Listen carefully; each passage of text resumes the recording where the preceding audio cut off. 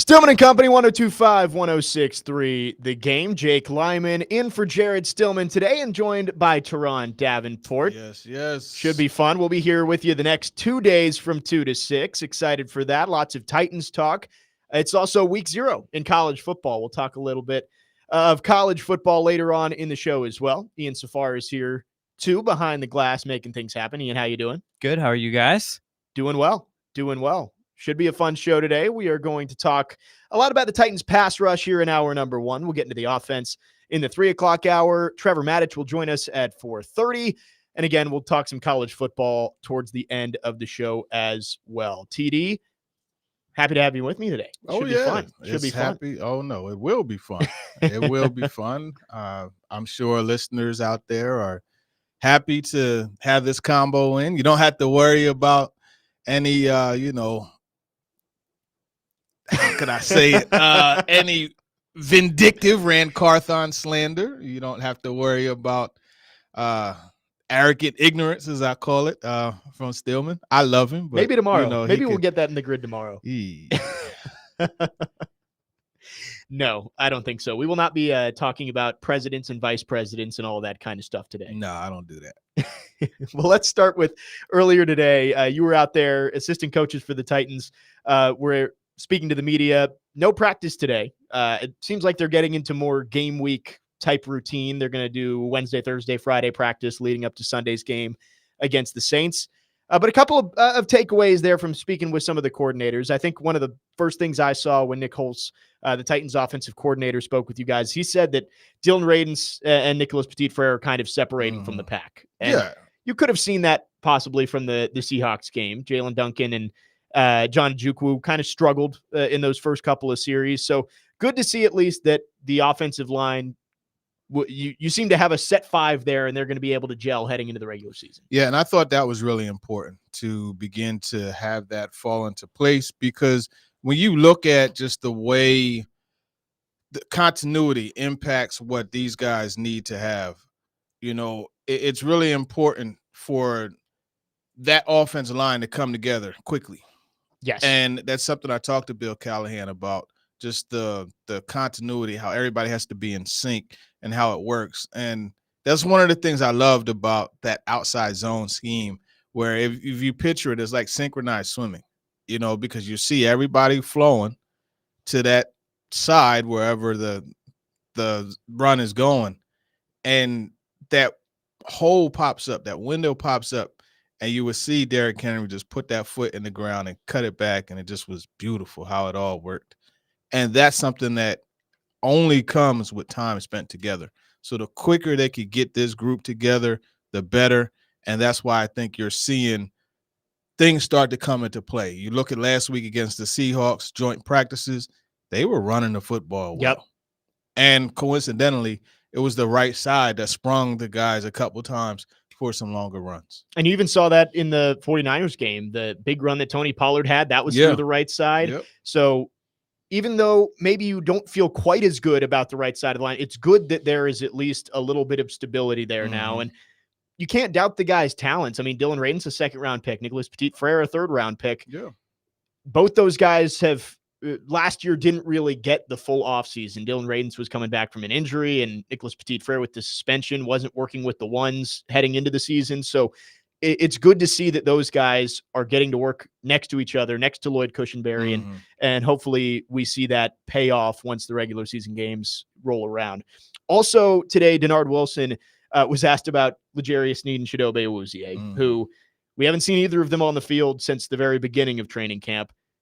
But he said he has zero doubt in his mind that those two guys are going to be ready, which good news, but I guess you have to wonder, will they have the rust shaken off facing a very formidable wide receiver group out there in Chicago? Well, I'll say this. I wouldn't have any concern about L'Jarius Sneed. He didn't do anything in training camp last year, and he just turned in one of the top 3 seasons of cornerbacks last year. So I wouldn't have any concerns there. Awuzie is going to be interesting.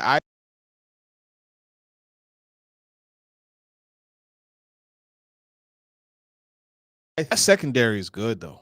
Oh, yeah. That secondary is in good shape. And if I was Denard Wilson, I would be comfortable with it too, and especially now because I asked him about Quandre Diggs, who, you talk about a tone setter. I watched last week, and even Wilson, he said he's the pit bull, while Jamal Adams is the iron fist. Now everybody saw the video of Jamal Adams talking trash. Yeah, he was talking to initially Diggs. As soon as he got out off the field, he went over and he joined and he started talking the trash too.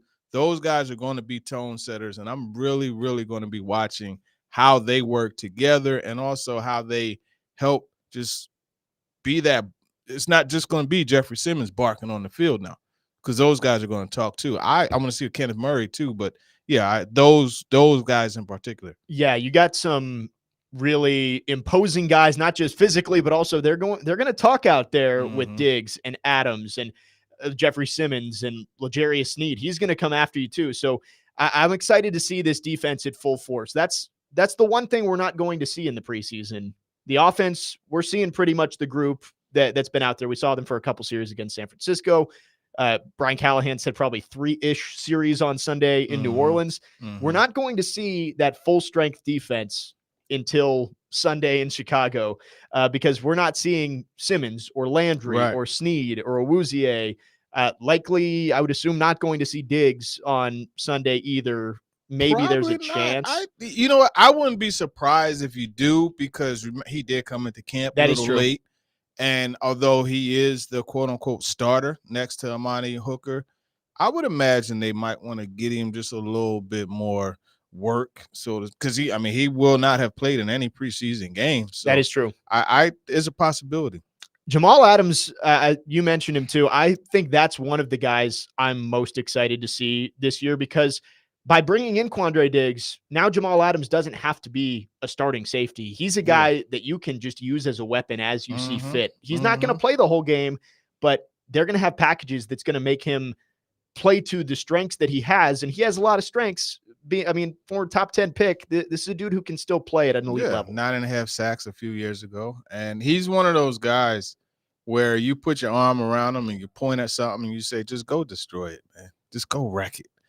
Just like Kenneth Murray Jr., and I think having the ability to call upon that in select situations and not have to have him out there all the time in situations where he no longer is an asset and is now a liability, AKA coverage, is a very good thing. And to your point, having Diggs out there, that helps a lot. Quandre Diggs, Amani Hooker, L'Jarius Sneed, Chidobe Awuzie, Roger McCreary. If that group can stay healthy, it's a nice looking secondary. I don't think you can put a starting five up against that and at least not have a conversation of the Titans being the better group. Yeah, that's a talk that you could have across the board. I think, there's a few teams that would be a conversation, but comparable. Those guys right there, everybody plays up to potential. I think it's going to be nice.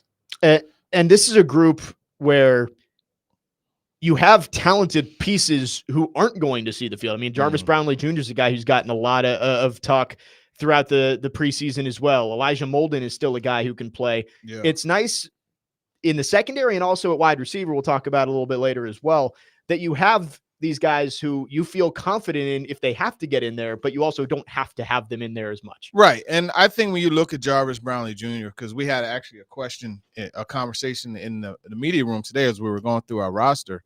And one of the things that came up was, hey, maybe Trey Avery has to make the roster because he's a gunner.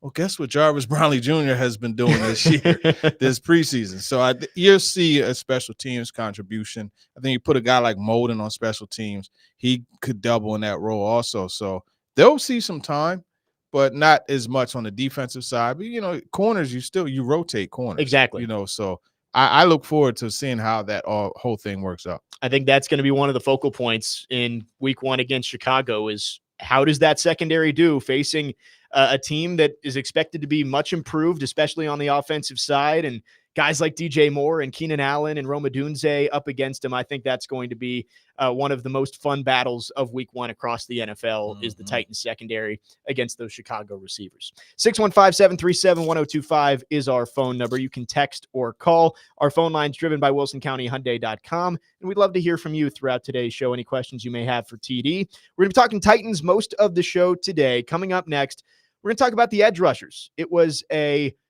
great Saturday in terms of the Titans edge group. You get Arden Key. His suspension, at least, has reportedly been overturned. And you see Jaylen Harrell, the 7th-round pass rusher out of Michigan, come up with 2 sacks. So excited for that edge group. We're going to talk about how that group looks heading into the season and where they stand depth-wise, especially with Arden Key back in the mix for those first 6 games. That's up next. Again, Stillman Company, Jake Lyman, Teron Davenport in for Jared Stillman today, 102.5, 106.3 The Game. All right, let's talk about this great new offer from my friends at FanDuel. FanDuel's my official sportsbook app, and you've heard us talk a lot about FanDuel, America's #1 sportsbook app. Well, we have something a little different for you. From now through September 22nd, all FanDuel customers can bet $5 and get a 3-week free trial of NFL Sunday Ticket from YouTube and YouTube TV. Then with a YouTube TV base plan, you'll be able to watch every regular season Sunday afternoon out-of-market game. All you need is a Google account and a current form of payment, and you can cancel anytime. Just visit FanDuel.com/JGM to download America's #1 sportsbook. And again, my official sportsbook app. 21 and over and present in Tennessee. Full price of NFL Sunday Ticket will be automatically charged seasonally after free trial. No refunds. Terms, restrictions, and embargoes apply. Gambling problem? Call the Tennessee Red Line at 1-800-889-9789.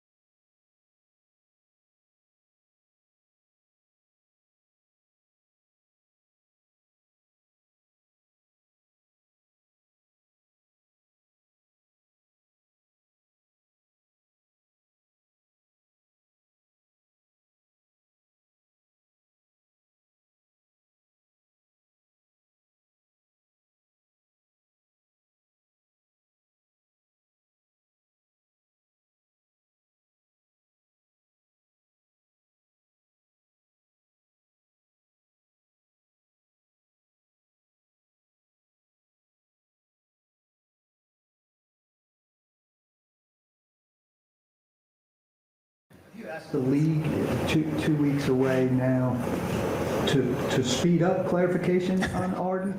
I mean, they do what they do at their pace, unfortunately. Yeah, you need clarity on those situations, certainly with the cuts coming in a week, what that looks like. So, yeah, we'd like to get some clarity as soon as possible. That was Brian Callahan talking about Arden Key's situation. Again, was reported that he was suspended 6 games. Now Jeffrey Simmons has come out and said that his suspension has been overturned. Still waiting on official word from the league. Jake Lyman, Teron Davenport in for Jared Stillman today. Broadcasting from the Busy Bee Plumbing, Heating, and Air Conditioning Game Nashville Studios, home of the $99 yearly Beehive membership, where the buzz is always about great service. This Edge group, with that suspension, Arden Key looked a little bit thin. To say the least. It was Harold Landry and then a group of guys who you weren't 100% sure of where they would stand and who would step up on the opposite side. Getting Arden Key back is a big boost for this team. We're going to dive into that. We do have a caller on our phone line driven by WilsonCountyHyundai.com. Adam in Portland wants to jump in and talk about the defensive line. Adam, go ahead. Isn't it kind of weird, though, to see Rashad Weaver play in the fourth quarter of a preseason game? Second break, like that's so disappointing to me, man. Like at this point that he's doing that, I kind of relate him to Kyle Phillips. I don't know why. I just have that. I guess the disappointment because I've expected so much from both of them. But like he's the one dude that I haven't given up on him. But like, what is his problem? Teron, you probably answer it, man. What is his problem? Like, why is he not a superstar at this point? Because he looks good. Like when you see him play, if I was just hone in on him and look at him, he looks awesome. But then it's just crickets, man. You never hear from him.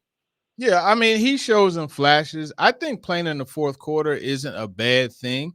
He needs to get the reps. And when you look at the change, he's a guy who lost a lot of weight, so he's playing at a different, stature, so to speak, after gaining the weight last year. And he said he felt sluggish. Now he feels a little more spry, a little more twitchy. I don't know about superstar. Like I wouldn't be just, say, hey, he should be a superstar. I think he's kind of fallen right into where he is going to be with this team, and that's a rotational guy in the edge group.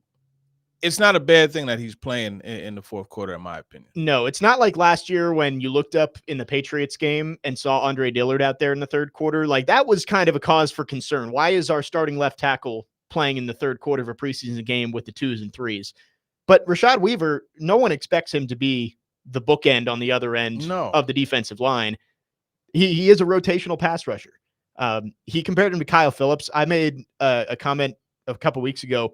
I kind of look at Rashad Weaver as Tajay Sharp. I always want to say Tajay Spears now. He was here last week. I saw your tweet about some time that. with him. Yeah, it was cool. Like he's a 5th round pick who is going to make the team, make some plays for you, but he's never going to be a superstar like that. I don't think that's what you should expect from Rashad Weaver. But if you can get 3.5 sacks out of Rashad Weaver this year as a rotational guy, like that's not terrible. No, I think it's fine where he is. Now, would you like to see more of an impact? Yes.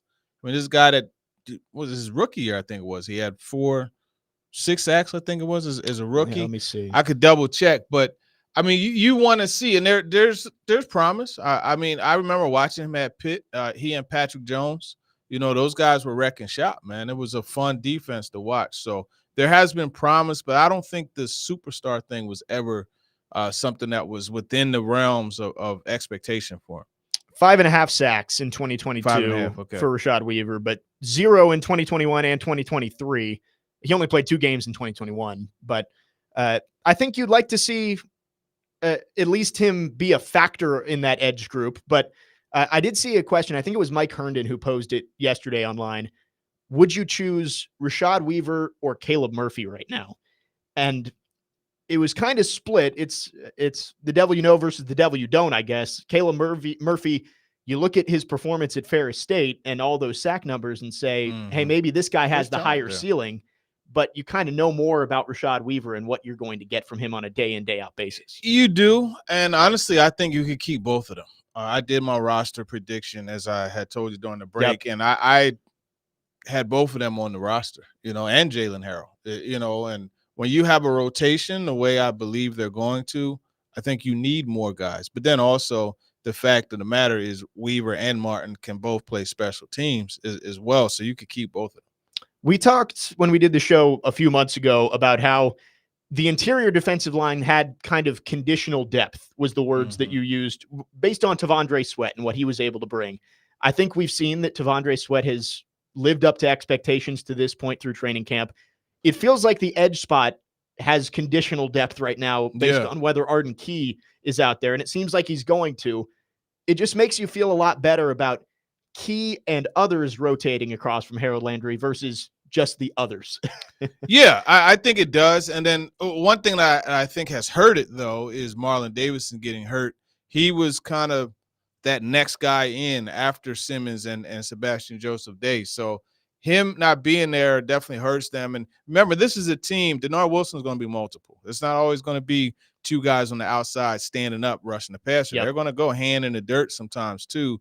And that's where not having a Marlon Davidson can hurt you. But also you have to look at the versatility that they have. You could move Jeffrey Simmons around. Like he could play inside, or you could have him coming off the edge. And we know right now, like he's essentially a 5 technique kind of.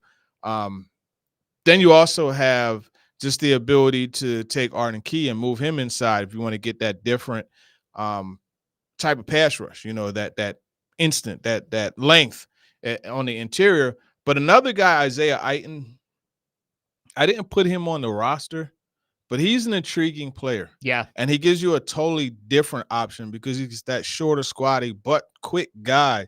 And I would like to see him on the practice squad and possibly get some call-ups at some point and see what he could do. He made the sack in the red zone on Saturday, right? That forced the field goal and then obviously ended up leading to the game winner there from Narvison. Ben on our text line, driven by WilsonCountyHyundai.com, wants to know, TD, Titans have plenty of cap space to improve the roster and can still leave some emergency money.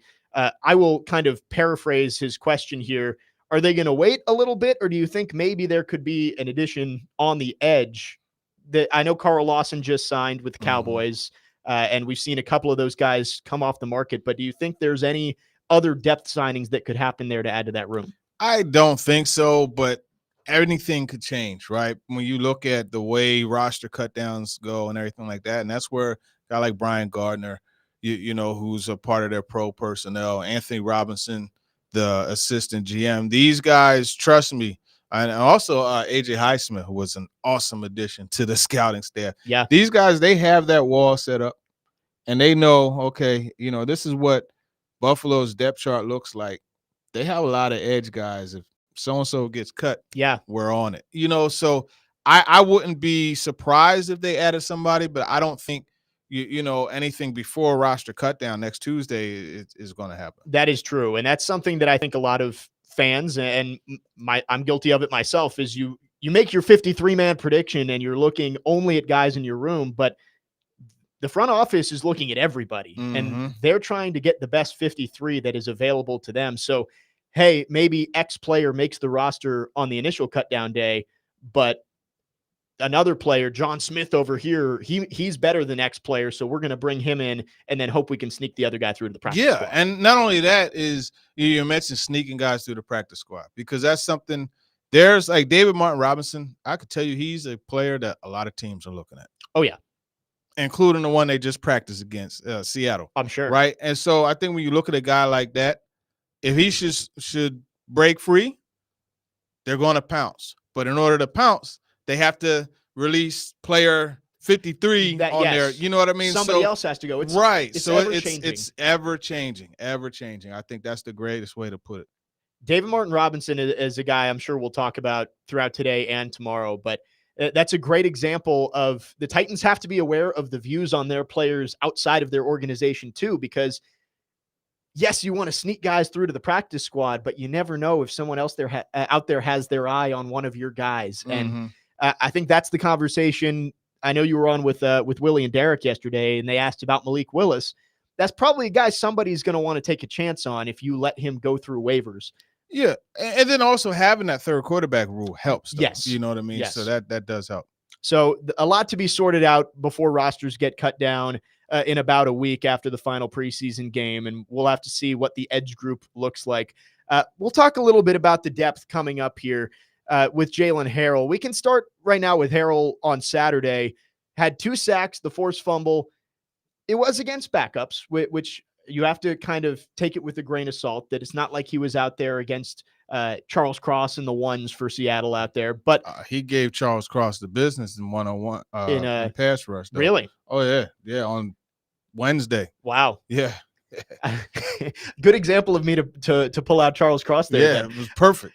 Jaylen Harrell, when you see in the 7th round on draft day that the Titans pick Jaylen Harrell, a Michigan outside linebacker, one of the best defenses across the entire country over the last couple of years, it is intriguing just to look at, and it's good to see that he's at least giving some sort of contribution and could end up being, again, another one of those rotational guys like Brian Callahan called him earlier this week. Yeah, for a guy that's so incompetent, Rand Carthon did a good job finding, a legit player in the seventh round. Yeah, right? Just saying. I when I saw that pick, I was confused as to why he was available. Honestly, I didn't think he would be available that late, because you take a player, that was a key contributor on a championship team and has a lot of potential. I don't know why he dropped. I still don't know, but I do like the fact that he has the understanding, because we talked to him after the game on Saturday, and he said, nobody cares about that. Now I got to show that I could do it against the big boys. And he also said that he's always had that prove it mindset. And this is just something that just kind of reinforced that prove it mindset, because here he is, as I said, a key player on a national championship team. He's now in the league, or he was in the draft, and he didn't get picked to the 7th round. Pick number 246, I want to say, which is it's wild, but that's the way it worked. And 252. 246 was who was 246? 242 is James Williams. James Williams, yeah. And you do mention it, finding some of these gems late in the draft. Obviously, it's way too early to judge this year's draft. Right. There has been no real football that's been played. But you look at the early returns, J.C. Latham seems to be holding it down on the left side of the offensive line. Great. Tavondre Sweat has been the talk of training camp. Cedric Gray has been injured, so we don't really have a great look at Cedric Gray yet. But 5th, 6th, and 7th rounders, Jarvis Brownlee, Jaquan Jackson, James Williams, Jaylen Harrell, 4 of the guys who have been getting a lot of buzz coming out of training camp. It's cool to see that this draft class, at least for the most part, there hasn't been a whole lot of bad things to say about these young guys. And remember, this is what fuels a roster, right? This is what keeps you from having to go out and spend $318 million in one off season. That's what the Titans did. No team has spent more than that. And we're talking about total money, of course. 178 of that is guaranteed, 178 million. So they had to do that because this roster the cupboard was bare. And so they had to go out and sign these players. Now, if you're able to build through the draft, and John Robinson did this for quite some time until he had the hiccup drafts, you could avoid having to spend all that money. And you have players that you're re-signing. And you have players who are elevating. Okay, Harold Landry leaves via free agency. Jaylen Harrell steps up and you see what I'm saying? Exactly. And you have to have that succession plan in place for pretty much all positions. And you're right. John Robinson, a lot of the mistakes that got him fired were in the draft. It was 2020 and 21 and 22. The decisions, the A.J. Brown trade, the first-round picks, all that stuff. But you look back like at the 2019 draft here in Nashville, every single pick in that draft, with the exception of DeAndre Walker, ended up being a bona fide starter for this team. David Long in the 6th round? David Long, Amani Hooker in the 4th round. Yeah. And, of course, Jeffrey Simmons and A.J. Brown. Yeah, we don't talk about the 1st and 2nd round. Exactly. It's Nate Davis as well. Like all of those guys ended up being multi-year starters for you. Yep. DeAndre Walker was a 5th round pick, I believe. Yeah, 5th round out of pick. Georgia. Yeah, and he got hurt. What happened there?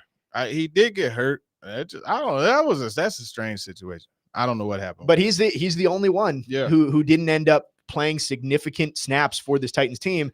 But then obviously COVID hits in 2020, and you have that kind of disaster of a draft. Same in 2021. A.J. Brown trade in 2022. So you see what happened there, but the reason the Titans were able to become division winners back-to-back in 2020 and 2021 was hitting on a lot of those late-round picks. Jayon Brown, Kevin Byard. Yes. These are all guys that blossom. And the hope is that a lot of these guys the Titans have taken in the last 2 years later on in the draft end up having the same kind of results, and we're already seeing some flashes from the late round picks here in 2024. 615-737-1025 is our phone number. If you want to chime in, you can text or call. Our phone line is driven by WilsonCountyHyundai.com. We'll keep talking about that edge group, specifically about Jaylen Harrell and some of these younger guys who could end up making an impact on the edge. That's up next. Stillman and Company, Jake Lyman, Teron Davenport in for Jared Stillman today on 102.5 and 106.3 The Game.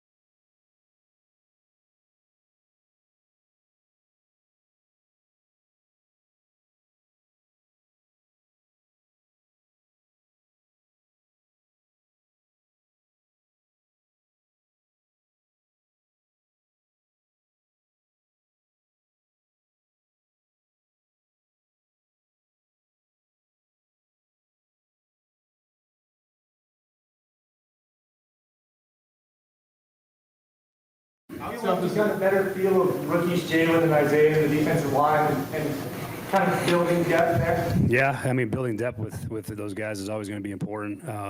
It was good to see Jaylen with some production tonight. That was great. I'll know more when I watch tape tomorrow, but with Isaiah as well. But anytime that you got some depth you can build, and guys that even if they don't make your roster are practice squad players that you feel good about elevating if you get in a pinch, those are the guys you're looking for, and as many of those as you can find. So I thought those guys played hard and played well tonight.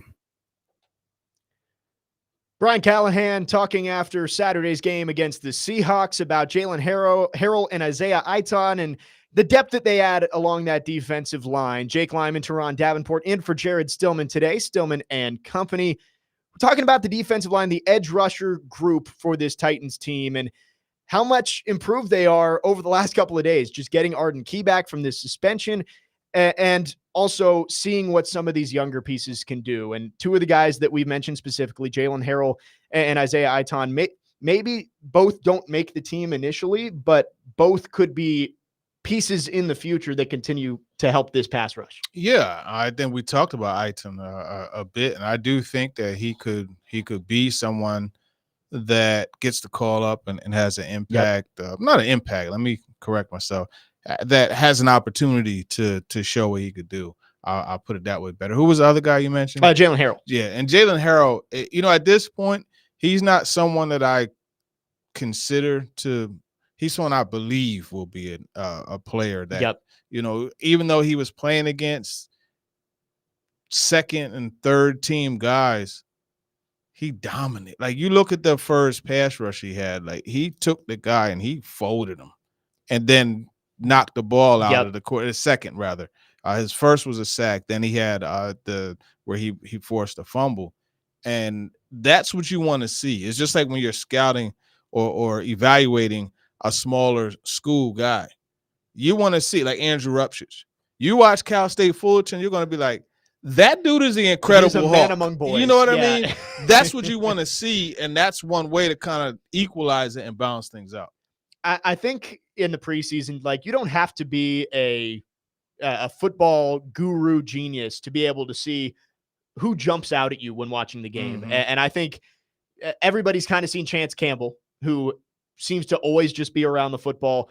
Otis Reese has been another guy, but Jaylen Harrell certainly is one of those guys where if you just watch the Titans defense, you're watching that guy like, hey, maybe that guy shouldn't be playing with the twos as much as he is. Yeah, and that's what you want. You want to see a guy like, yeah, he doesn't belong in this group. Yep. You know, and with that, though, just like I tell Stillman all the time, you never get too high, you never get too low. You know, you don't anoint, and it's kind of happening now with people watching Caleb Williams this past week, and he made some good plays. Don't get it twisted. For sure. But understand the situation, the circumstance. Understand, okay, look, he showed me signs. This is what I saw him do. I'm going to watch and see what happens in the regular season. But you look at, and Stillman admitted it, right? Kenny Pickett last year was balling. And I remember on his predictions, he had the Steelers going to the Super Bowl. Yeah. And I text him, you know, I'm like, hey, man, you know, but he admitted that, hey, you know what? I got caught up in that moment. And you cannot do that on the positive or the negative. And you mentioned Caleb Williams. Obviously, what everyone's going to remember, because most people aren't watching Bears-Bengals in the preseason, but everybody saw was that one throw, rolling left, threw it over the shoulder to Odunze. It was an unbelievable throw. Yep. But he went 6 for 13 passing the football in that game. It's not like he was a world beater from start to finish. Yeah. You have to temper your expectations, and I think we have to do that with Jaylen Harrell as well. Like we had Adam in Portland call in, say that why is Rashad Weaver not taking the step? He was a 5th-round pick, and it's like Jaylen Harrell was a 7th-round pick. You can't expect him to come in and immediately be the running mate for Harold Landry. But if Jaylen Harrell, as a 7th-round rookie, comes in and he makes 3 or 4 or 5 big plays throughout the season, that's more than what you may have expected when you drafted him at pick 252 or whatever it was. Yeah, without a doubt. I think that's, of course, a big plus. You know, and I think when you look at how this rotation seems to be setting up, it's in a good place because Harrell can also rush hand in the dirt. Yes. So now he's in your rotation, and Weaver can too, and Murphy for that matter. But now, as I said, if you want to take Arden Key and move him inside, right, and give Sweat a breather, but get a different look. Like imagine you're a guard or center, right? And for most of the game, you got 360 pounds of sweet feet, right? You know, because his feet are sweet. You know, He is quick. He is a quick 360. Yeah, coming at you. But then all of a sudden, you got a 6'5" guy with condor-like arms that gets on you like that coming at. It's different, right? So now you can give a different look, and you got Harrell coming off that. So it gives you a lot of flexibility. And this is what I think is so cool about what Denard Wilson has. Like, maybe he doesn't have a bona fide starter at every standard position on the defense. Like, maybe you don't look and you say, all right, well, they probably need another stand-up edge rusher out there. But he has so many guys who are versatile, who can play in different spots, that the different pressures and the different looks that he's going to be able to give offenses, it's going to be fun to watch what Denard Wilson does with the clay that Rand Carthon has given him in the offseason. Yeah, I mean, there's a lot to work with as far as being able to give different looks. And a good example of that, we touched on it, right? We talked about Jamal Adams and how you could sprinkle him in there. They got some other things too that I think, you know, you look at Kenneth Murray Jr., he's another one where hey man, go bust it up. That's all I want you to do. Just go wreck stuff. Wreck it, Ralph, please. You know, and that's what he could do also. So you do have different looks. Oh, by the way, if they want to take Adams out, Elijah Molden is a pretty good blitzer too. So you have a lot of different things you could do. I saw guys coming from literally everywhere as a quarterback. Like Caleb Williams, it's going to be, I can't wait just to see how they go about attacking him, because there are times where I'm watching and I'm like, wait a minute, who's coming? And I'm thinking one guy's coming and that guy drops back and another one comes, and it's just like, ooh, I'll hate to have to decipher all that. And the Titans play a lot of rookie quarterbacks this year. One less now. I was thinking JJ McCarthy by November when the Titans played them that he would possibly be the starter. Yeah. Obviously not anymore, but you're playing Caleb Williams, you're playing Jaden Daniels, likely playing Drake May. You're going to have a lot of young passers that Denard Wilson is going to have some fun with, I'm sure, this year. I told him Black Air Force One action. That's what I think he's going to be bringing this year. And we saw it against the 49ers. I think one of my favorite plays from that game was, yes, did Devondre Sweat show up in the stat sheet? Not a ton, but the play where he just kind of ate up two blockers and Kenneth Murray shot right behind him and got to the quarterback. And it was a forced rush. I think that was the first play of the game. It might have been. It was early. Because it was a rush throw. That one was good. But then also you got a little taste of the scientists at work a little bit later in the game when you had Matthew Jackson. Matthew Jackson crept down into the box. At the snap, he shot in there, right? Yeah. And the quarterback's looking at him, and he was able to break through. But James Williams came behind him and rocked that quarterback's world. And it was actually a layer of good plays because he rocked the quarterback's world, made him rush the throw. Chance Campbell was over top of I think it was the tight end, and it was like 3rd and 8, and it ended up being like a 6-yard gain short of the sticks. Campbell, was able to stop him, and that's an example. And you mentioned James Williams. Very raw talent, but some of the clips that I've seen on Twitter of him, again, I mentioned Mike Herndon earlier. I think he put out last night a play where the punt on punt coverage. Yes, that one. But then also it was a run left, and the right guard kind of came up to the second level, and James Williams just put him on his ass, just threw him down. It's awesome. Love when the smaller guys wallop the bigger ones like that. Yeah. Yeah. He told me that joker told me he put on like 19 pounds. Wow. He said he's a smooth 235, 240 now, which to be able to move the way he does still is pretty impressive. And that's what you want if you're picking in the 7th round. Pick a lottery ticket like that. A guy who's got kind of the intangibles, and you can't teach the kind of athleticism that he has, but you can teach him to play linebacker, and you hope that it ends up panning out. And not only that, there's a certain degree, I can't say the word on the air, but you need what this word is. And him, Jarvis Brownlee, like they were able to add a couple guys that have that. They got that. That degree. Think Darren Bates, like that type of guy. Yeah. You know what I mean? Every team has to, you can't have too many because then stuff just goes haywire. You need one or two, but then you also need the one to be like, hey, man, chill. Tone it down just a little bit. Now's not the time. You know what I mean? And I think that's what they're getting in James Williams and Jarvis Brownlee Jr. A lot of young talent on this defense that's going to be fun to watch. Again, throughout the week and on Sunday after the starters go out. That's what's been fun about this preseason is there are a lot of guys out there who they just make it fun to watch preseason football, which it isn't always fun to watch preseason football. 615-737-1025 is our phone number. You can text or call. We've got a few questions on the text line that we'll get to coming up after the break. We'll also keep talking about the pass rush. We kind of touched on it here, but what can the Titans get outside of the defensive line with some of these guys who can blitz and rush the passer? That's up next. Jake Lyman, Teron Davenport in for Jared Stillman today. Stillman Company, 102.5, 106.3 The Game.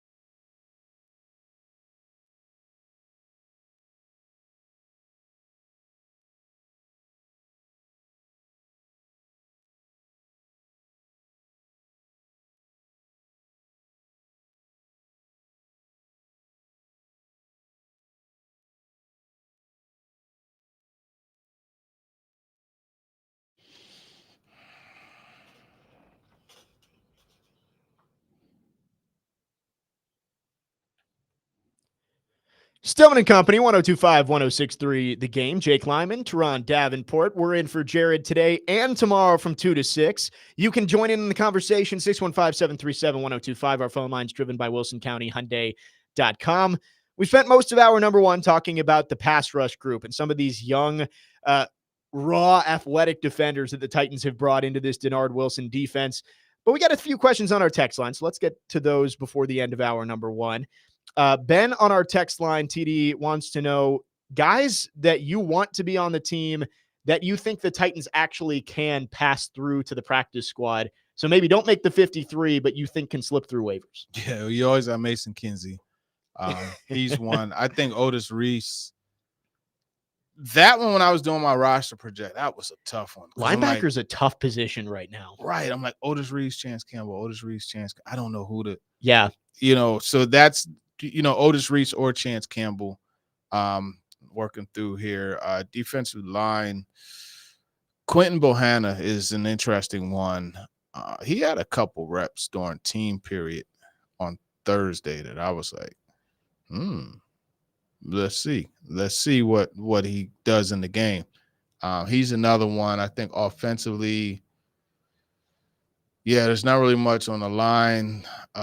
Receiver wise, we mentioned Kinsey. Running back wise, I think they keep Chestnut and Haskins. We'll see with Jabari Small. He had the concussion. Tight end wise, Odakoya, Steve Stylianos.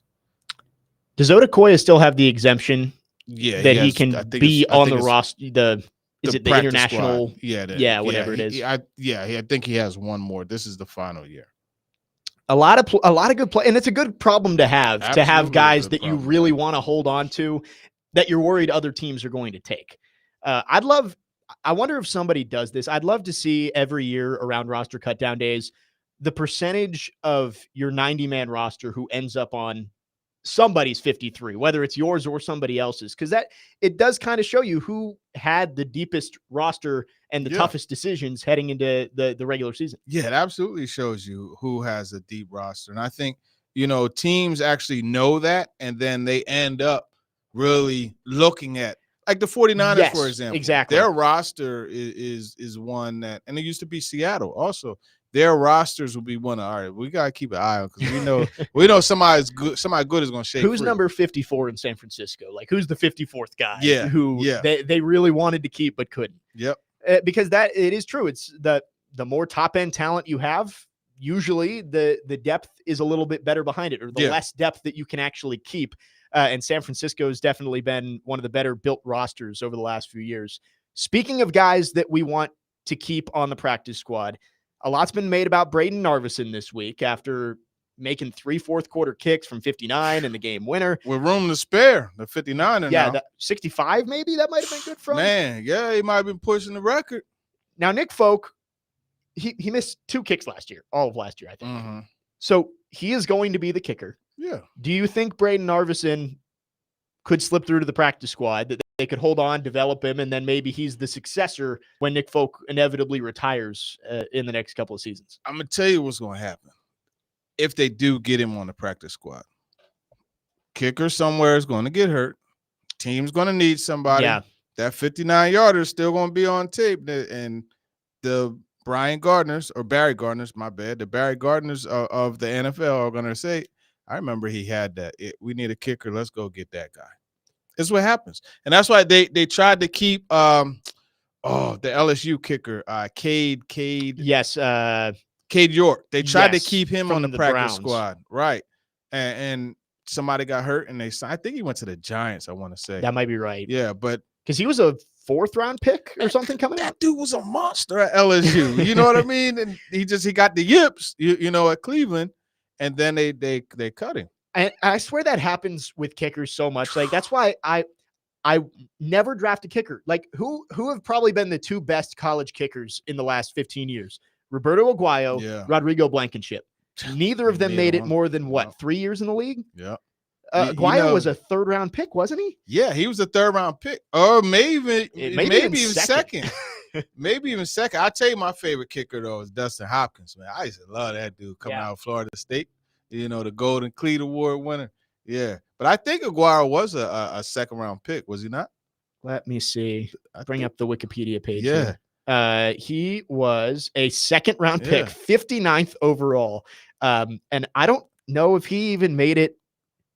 I think he played for them for like 2 years. No, not even that. 1 year. One year. 59th Wow. overall pick in the 2016 draft. He was cut August 12th, 2017. Meanwhile, who's the best kicker in the league?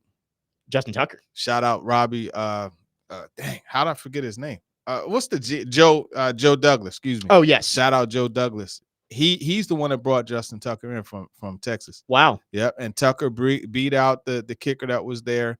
Brandon, my memories. Oh, in Baltimore, he missed the kick against the Patriots. I forget his I forget his name. But anyhow, he beat him out. And now look, like undrafted free agent, and you're the best to ever. I don't think there's a kicker ever better than Justin Tucker. I mean, think about this, right?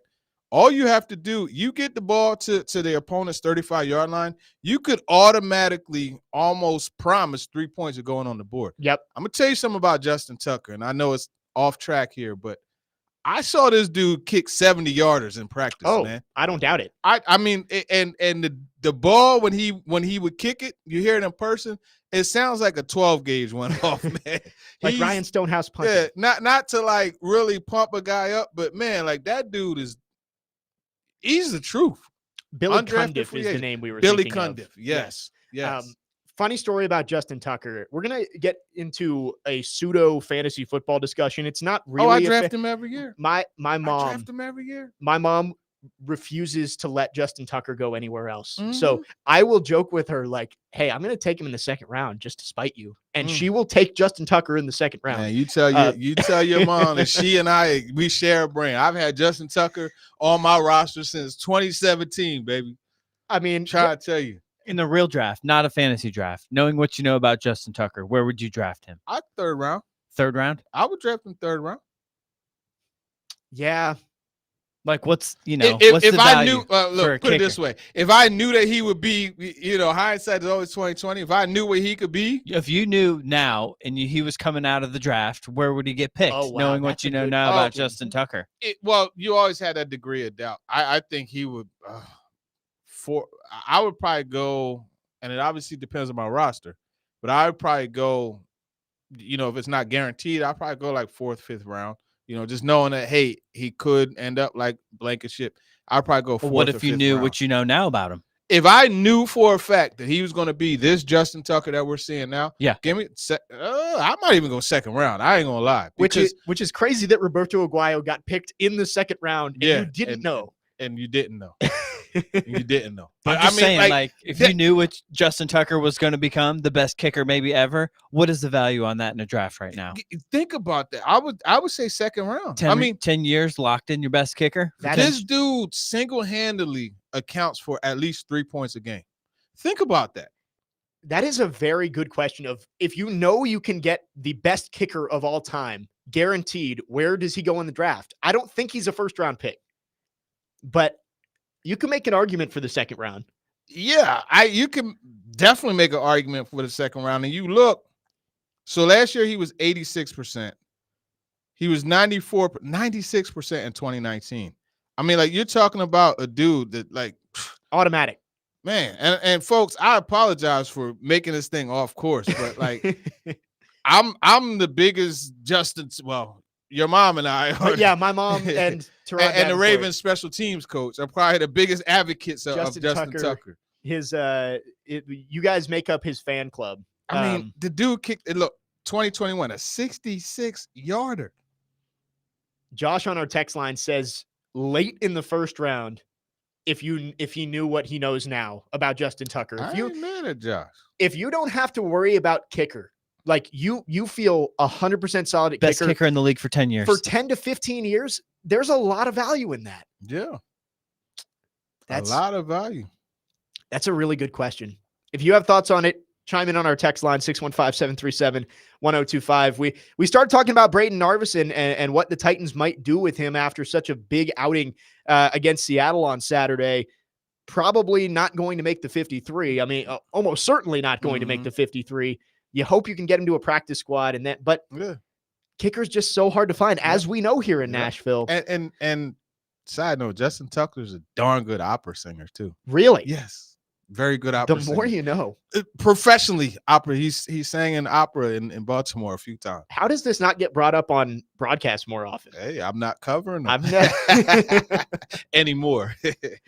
got into kickers here at the end of hour number 1. We're going to go back to the offense to start off the 3 o'clock hour. This is a big week for the first team offense. Coming off what was an up and down joint practices against Seattle, didn't play in the preseason game. One last chance to tune up before the regular season. We're going to talk about Will Levis, the offensive line, Calvin Ridley, and much more coming up here in hour number 2. Jake Lyman, Teron Davenport in for Jared Stillman today. Stillman Company, 102.5, 106.3 The Game.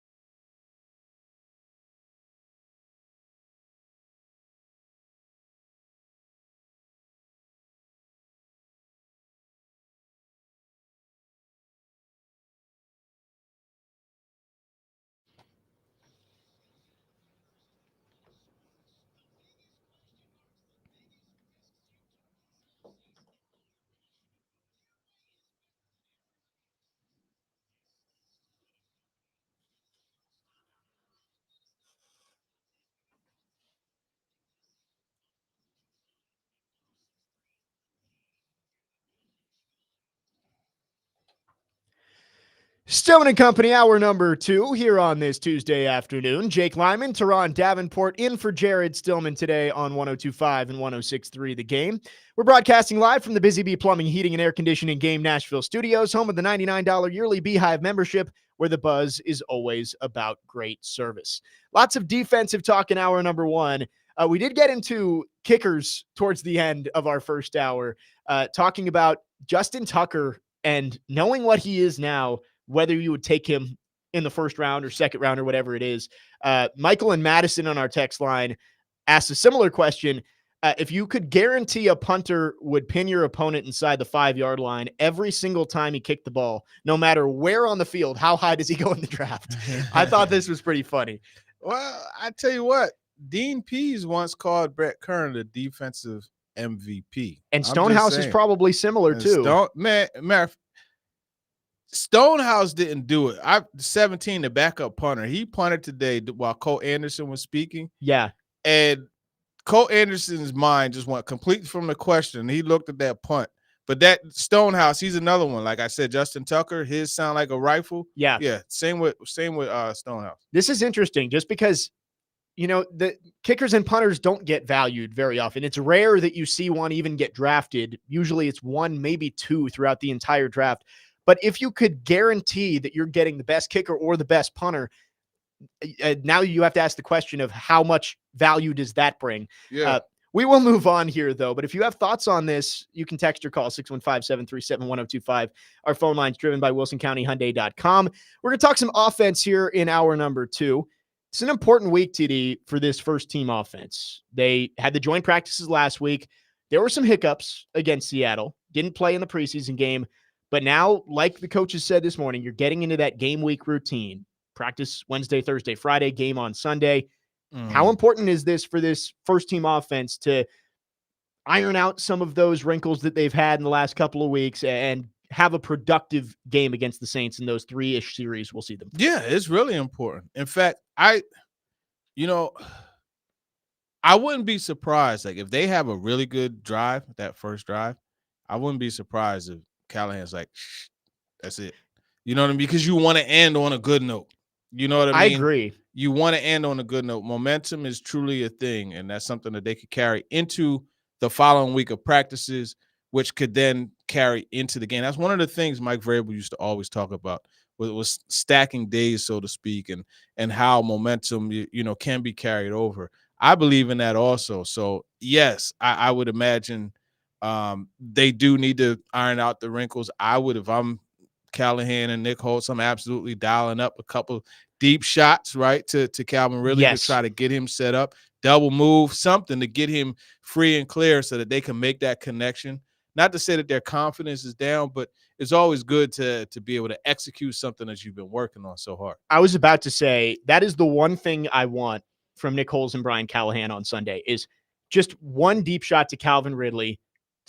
Have them do it in a game, because Will Levis has said, like, hey, it's practice. We're going to get it down. It takes some time. But if you can get one in the game, just get that connection right for a second, I'd feel good about that. And you're right. If the first drive, Titans go 7 plays, 80 yards, touchdown, something like that, get him out of there. You don't need to see him for 3. You don't need to see it. And that's what I kind of thought was going to happen against San Francisco. The long return and the penalty kind of forced them to bring them out for a second drive because you only got to see 15 yards worth of the offense. Yeah, like that was coming. It took them like 5 minutes. I know.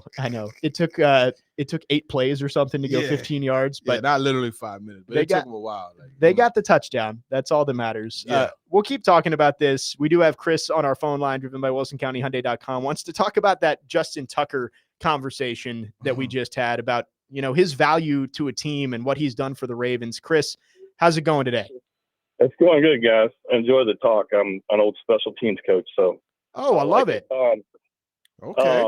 And excuse my grandson. He's in the back. He wants to talk to. No, that's fine. So I checked the stats, and I was just like curious.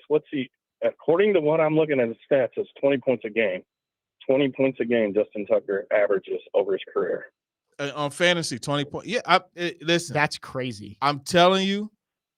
See, that is nuts. I was like, holy cow. Okay, Bro. guys, thanks. I'm going to hang up and listen. Thanks, Chris. Bro, I hope he's still listening. This is the reason why I'm telling you literally, and every year I always get that smart aleck comment.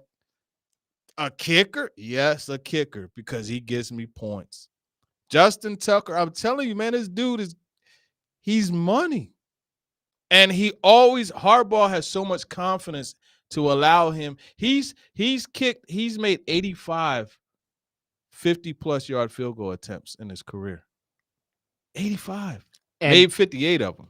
I'm looking at this right now. He was 1 of 5 over 50 last year.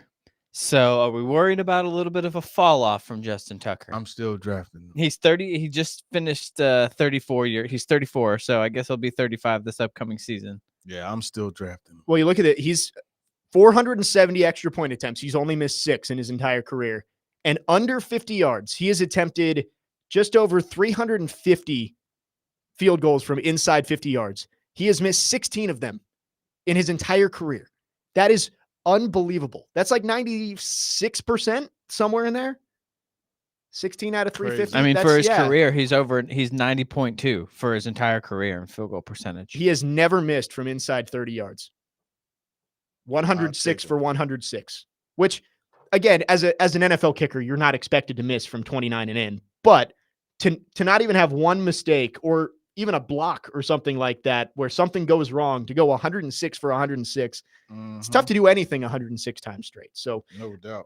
Yeah, Justin Tucker, again, we kind of got off on a tangent in the last segment, but it's an interesting conversation to have of the Titans have these 2 kickers, and Nick Folk has proven to be the more established commodity, obviously, but you never know with the Braden Arvison, like, what's his potential? Yep. Titans have some things to sort out. Getting back into the offense here, I know that in the NFL, fan bases aren't known for being patient, but I do think that no matter what happens this week in the final preseason game, Titans fans need to be patient with this offense. Like, it's definitely not going to look the same on September 8th against Chicago as it is November 3rd when New England comes to town. Like, there's how many starters from week 1 last year are starting now? It's 3, 2.5 with it's D-Hop, Peter Skoronski, and then Chig, I guess, was the starter last year. He's split with Josh Wiley right now. So 2 to 3. So you've got a lot of new pieces coming together. It's not going to look like a finished product week 1, no matter how good this week goes or next week goes or the week after.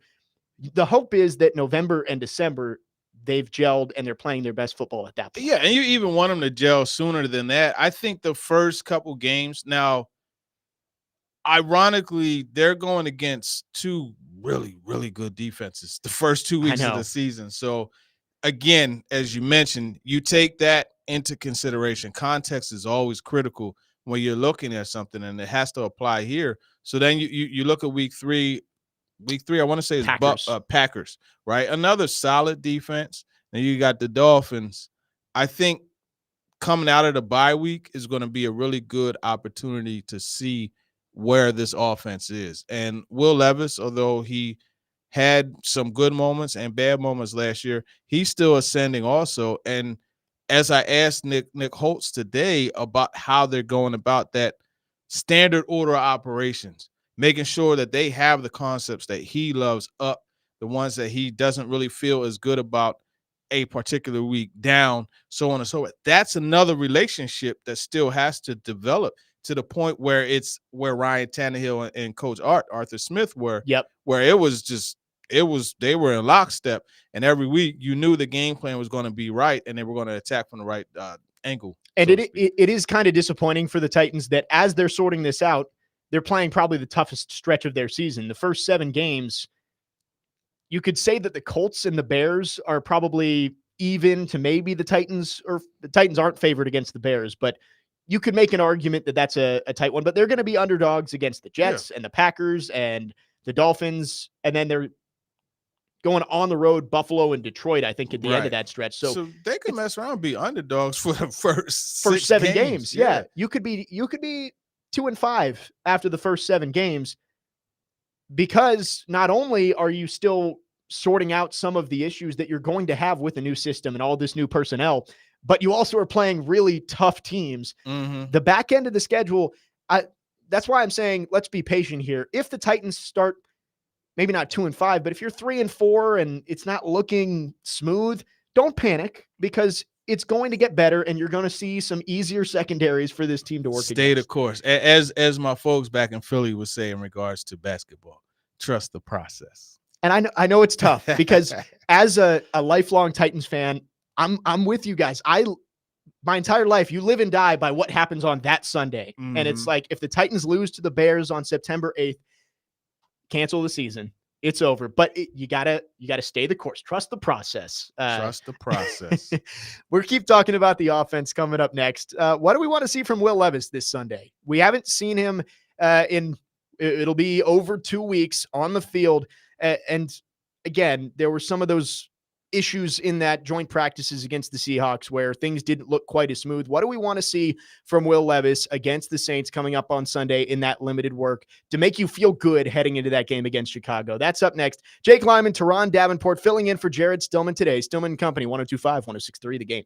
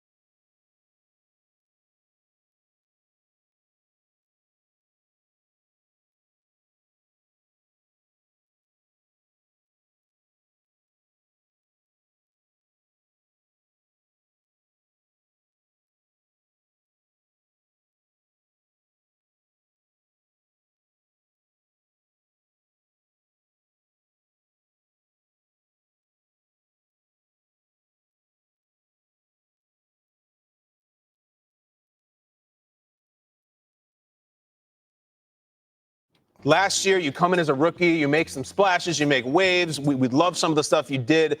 But right now, it's like year 2, and what do you know? You guys open week 1 at Chicago against this whole hard knocks, hype machine, everything. How are you feeling right now as a quarterback, and how are you feeling as a team?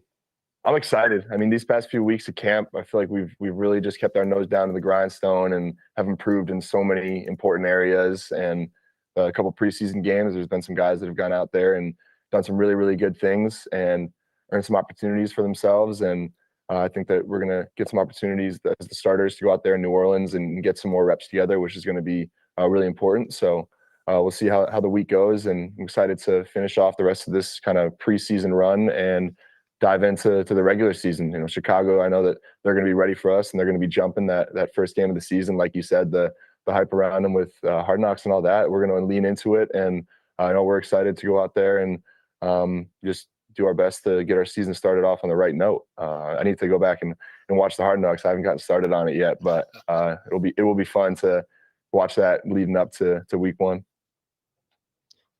That was Will Levis on Good Morning Football yesterday morning, an interview that took some turns, as TD and I were talking about during the break. Jake Lyman, Teron Davenport in for Jared Stillman today on Stillman and Company. Akbar Bajamila, is that? I always worry about pronouncing that. It's about right. Yeah. He ended up drinking Will Levis's mayo cologne. Which is crazy. Which I guess sounds gross. They came out and said it was water later. Like they said it wasn't actually. They dumped it out and put water in there. Okay, so he didn't actually drink it. But yeah. Anyway, Will Levis was on there talking about the team, talking about his parfum de mayonnaise, and a lot to take in there from that quote. Talking about how they really do need these reps this week. But I also love that he said they're leaning into the hype around Chicago heading into that game against the Bears. And, you know, Hard Knocks, Caleb Williams, everything. Like, there's going to be a lot of eyes on that game. It kind of reminds me of the 2019 opener against the Browns, where OBJ's first game there and Baker Mayfield coming off that great rookie season, and the Titans went in there and punched him in the mouth. Punched him right in the face. I'm not saying that's what's going to happen, but it has that feeling to me where everyone's going to take the Browns, but the Titans could come in there and shock them. Yeah. And I remember after the game, Delaney or Walker had they are who we thought they were. I love that he said that. Yeah, crown them. Yeah. You know, but yeah, I think this is a good opportunity for the Titans to make an early statement, specifically Denard Wilson. We talk about all the rushes and stuff that we've seen. This is an opportunity. Denard Wilson could throw the whole 615 area code at Caleb Williams, and I think that's what he's going to do, right? Bring that black Air Force One energy and just have everybody coming from different angles, but still have disciplined coverage behind it. And I think that's why a Roger McCreary, a L'Jarius Sneed, a Chidobe Awuzie, 3 solid man corners. I think that's why it's really good to have those guys. And he talked about it at his opening presser about, okay, we want to attack and we're going to blitz, but we're going to have coverage behind it. That's what he said. And it's not always going to be man coverage. It's going to be zone. But these are guys that are all aggressive. They like to have that chatter at the line of scrimmage, those physical conversations with wide receivers. And that's just going to make a guy like Caleb Williams, especially a young quarterback, he's going to snap through his progressions a little bit quicker, because you look over, you see a Dunze getting choked up, and then you move to DJ Moore and he's slowed down, and then you go, it's going to slow things down. And it feels like the opposite of the 2021 defense for the Titans, where 2021, it was those 4 guys, they can get to the passer without you having to blitz. So the secondary maybe didn't have to be quite as locked down because you got 7 guys back there. Now you've got these great cornerbacks and solid safeties back there, and you can blitz from all over the place and still play good coverage. I'm excited to see what Denard Wilson does. And guess what else you could do? On 3rd and 6, you ain't got to play 10 yards off the ball. How about that? You can actually press up inside the chains. Come up and talk to them right at the line of scrimmage. And I'm sure that they will. I'm sure that they will. Yeah, that was one of my favorite. I'm not sure who asked it when Denard Wilson, I think it was in his introductory presser, asked about, are you guys going to play 10 yards off the ball on 3rd and 5? And it's like, no, we will not be doing that. We will be pressing. But Will Levis, that's an important game for him too. I know we just preached patience with this offense in the last segment, but we all know that patience isn't something that we're going to see if Will Levis goes out there and throws 3 picks in the opener against the Bears. I think in order to get off on a good foot, to this season. Will Levis' first year as the starter.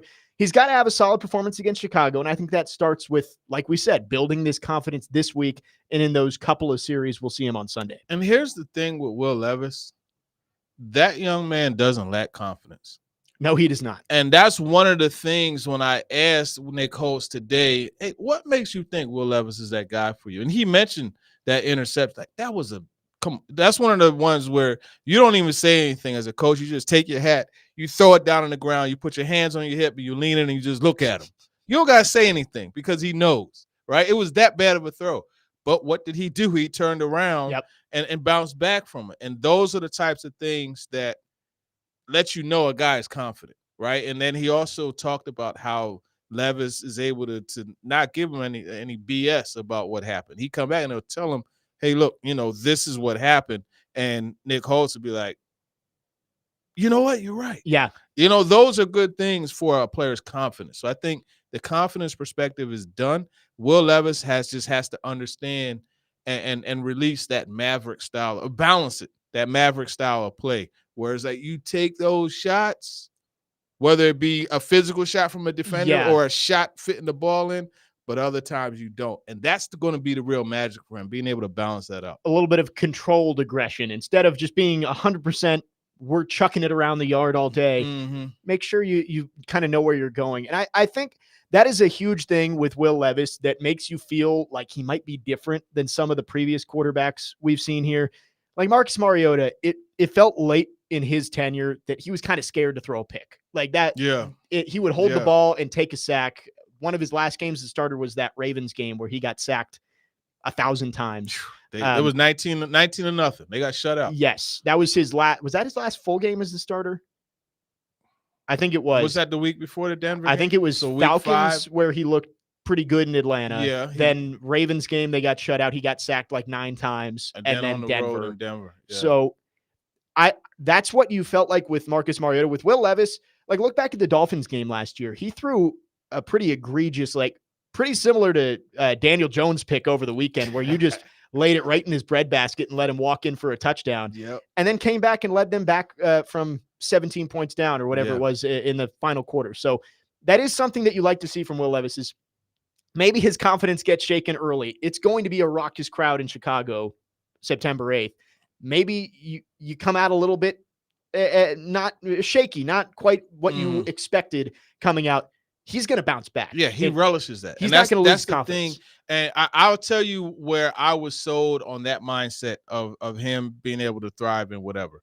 And I've told the story before. It's Pittsburgh. Fourth quarter, they're down. Yeah. You get a false start. No, go figure, right? And then they're behind the sticks. It's a timeout in the fourth quarter. You know what happens at that Acrisure Stadium? The towels start waving. Here we go. That the screen goes blank. And all of a sudden you hear that renegade by sticks come on and the towels start waving. Yep. He's in the end. The huddle is literally in the end zone, right? Break the huddle, come up, he scans the field. Traylon Burks along the sideline, and I'm talking about a rope. You hear me? Yep. A rope. Hit him for a first down. It was like a 17 or 16-yard gain, something like that. And, it was a first down. And all the towels, they were like, tucked them away.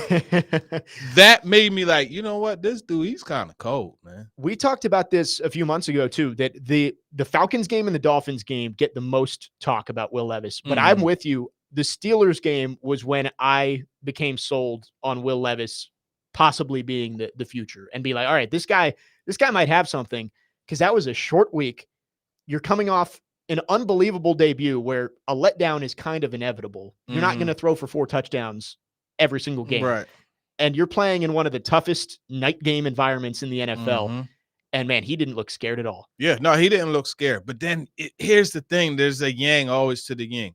Because you go to the Tampa game, and it's like, man, this guy must be living a good life. Like, God is really on his side because he should have had 3 or 4 interceptions. Lots of them, you know what I mean? So just you like that willingness to, hey, I'm going to take a shot, I'm whatever. But then also you got to, like I said, you got to balance it because there are games like that. But like he tried to take that shot to, I forget who was running across her.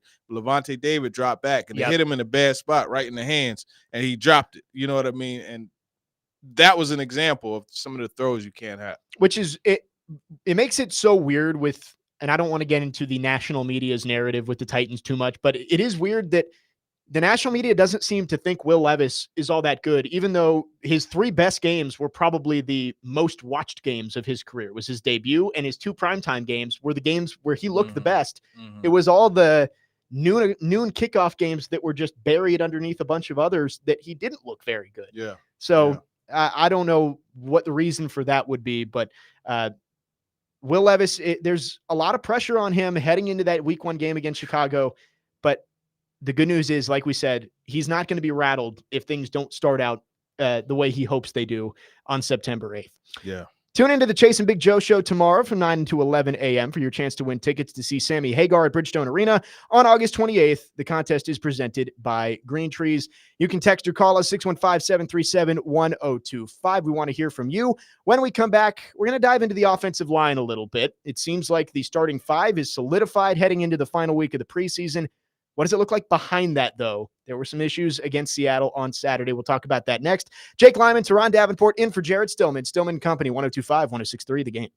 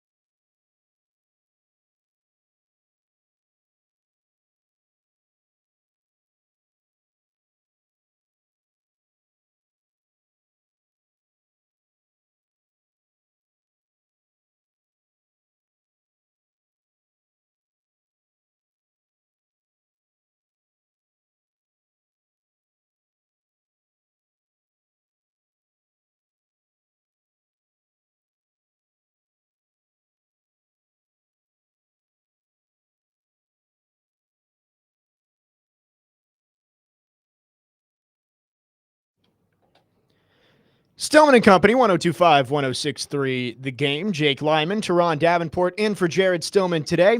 Tune in to 94.9 The Fan as the Nashville Sounds take on Jacksonville. Pregame at 6:20. First pitch is at 6:35 tonight, with coverage also available on 94.9 The Fan app and at 949thefan.com. Sounds Baseball on 94.9 The Fan is presented by Twin Peaks, Family Leisure, 5 Points Roofing, and Busy Bee Plumbing, Heating, and Air Conditioning. Talking about the offense here, heading into the final week of the preseason for the Tennessee Titans.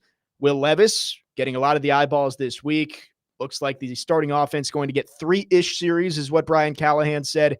But let's look at the offensive line a little bit here, TD. Nick Holes said that the right side, Radens and NPF, separated themselves. So it seems like we've got that starting five that's going to be out there more than likely for week one against Chicago. But what do things look like behind that? Obviously, there were some struggles early on in that game against Seattle with Jalen Duncan and John Ojukwu with a couple false starts and a couple of sacks early on. Seems like the tackle depth is not so much of that. It's pretty thin heading into the season. Yeah, and that's the thing that you look at. And again, I did the roster projection, and I'm looking at Jerron Christian. I'm looking at Leroy Watson. I'm like, where do these guys fall? And Andrew Rupchich, and there's just a lot of question marks, right? I think Christian is someone that brings the versatility, and Latavius Sims too. He could play guard and tackle as well. But ultimately, Daniel Brunskill is the guy.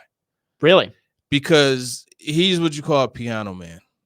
And he literally could play any position along the offensive line you want. Right now, he's the backup center. Yeah. Last year, he started at guard. Yeah.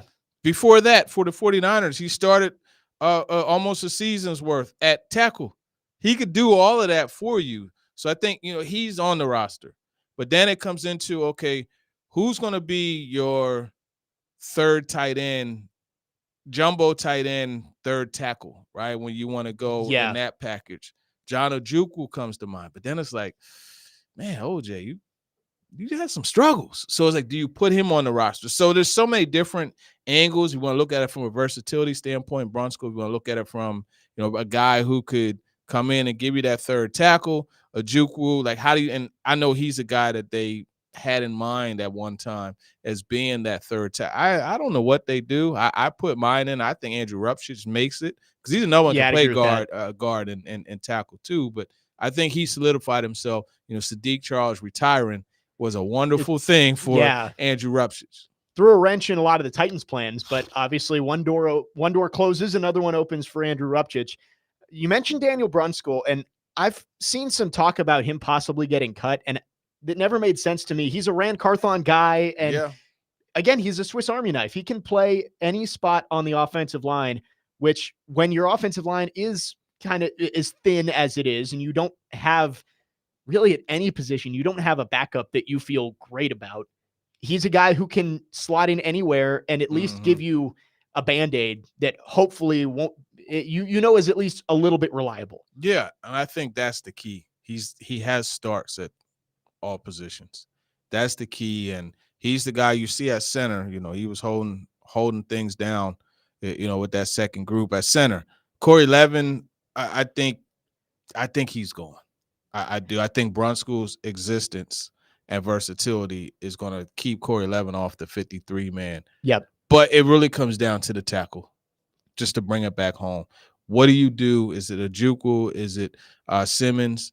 Is it Christian? Or is it Watson? I think out of those, I would probably go with a Christian, a Jerron Christian, because I think he has the versatility. But I don't know what direction they're going to go. And then also you have that, hey, team whatever has depth at tackle. Yes.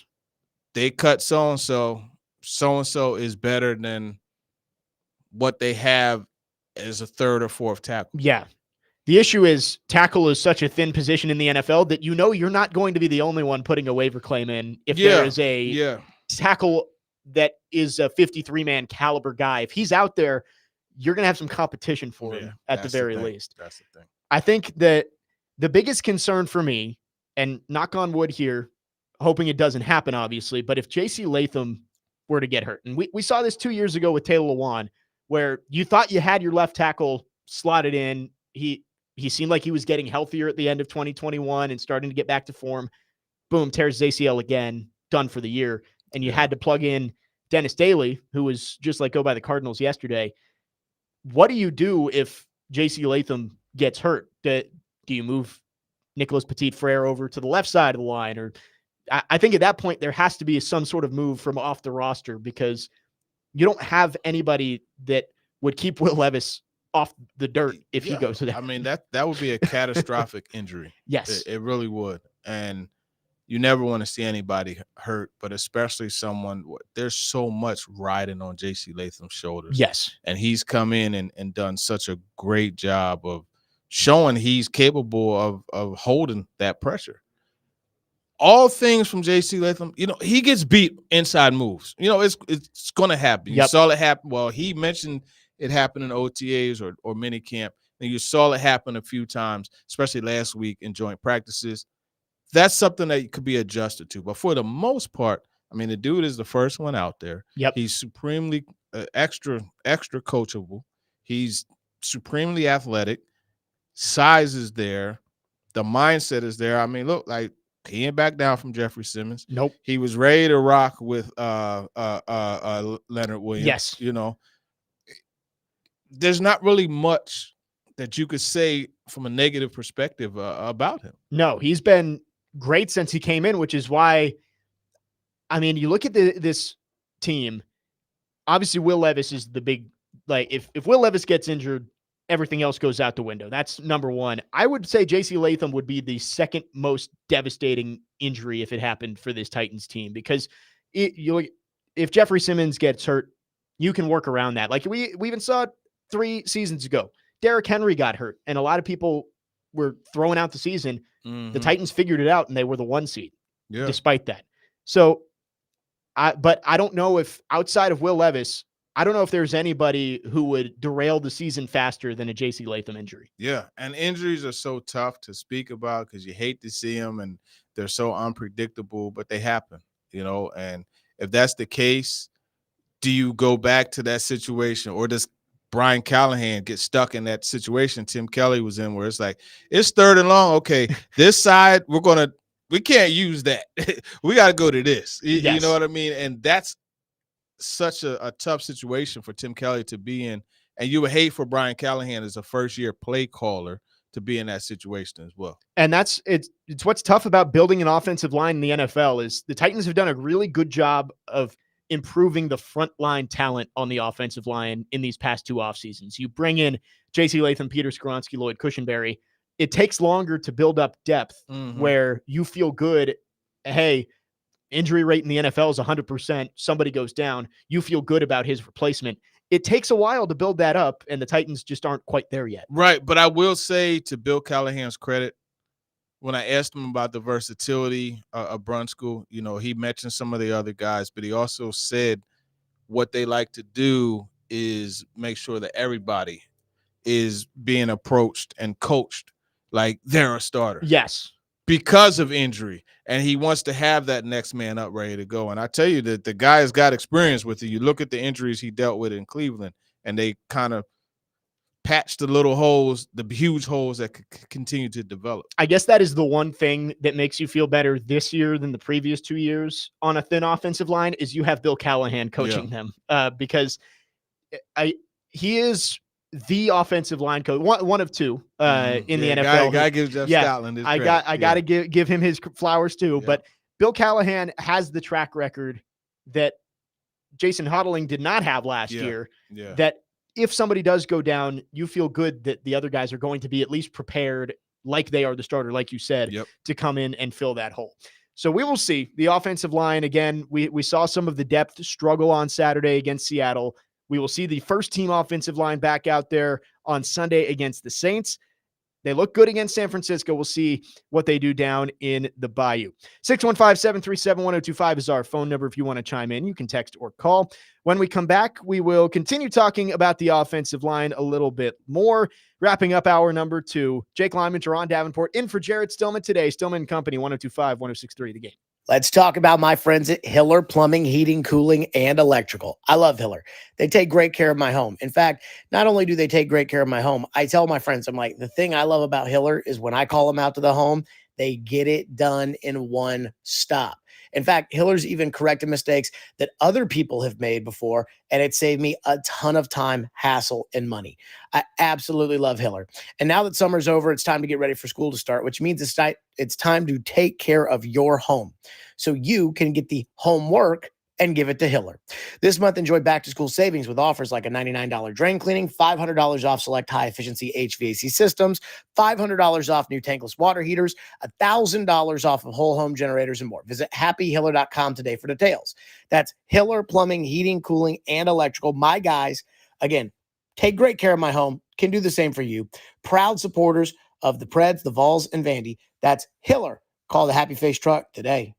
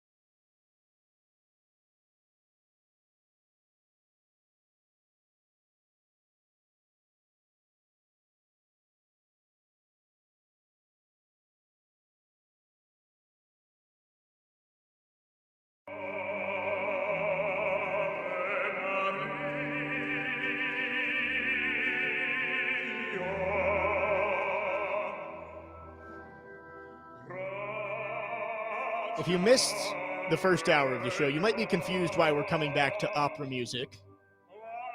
But this is none other than Ravens kicker Justin Tucker singing at an opera house. We talked about this earlier. Jake Lyman, Teron Davenport in for Jared Stillman today. TD let us know that apparently Justin Tucker is an unbelievable opera singer. I had never heard this before. He's great. Yeah. I just want to close my eyes and just wave my hands in the air like Hannibal Lecter. I know we're having a very peaceful 3 o'clock hour here. Peaceful. We need it. Save this for next week. Please, Ian. Yes, just start playing this random break when pump Jared this comes into back. Jared's ears, man. Calm him down a notch or two. Yeah. You need it for the second segment of Jared versus Joe next week. That's what we need.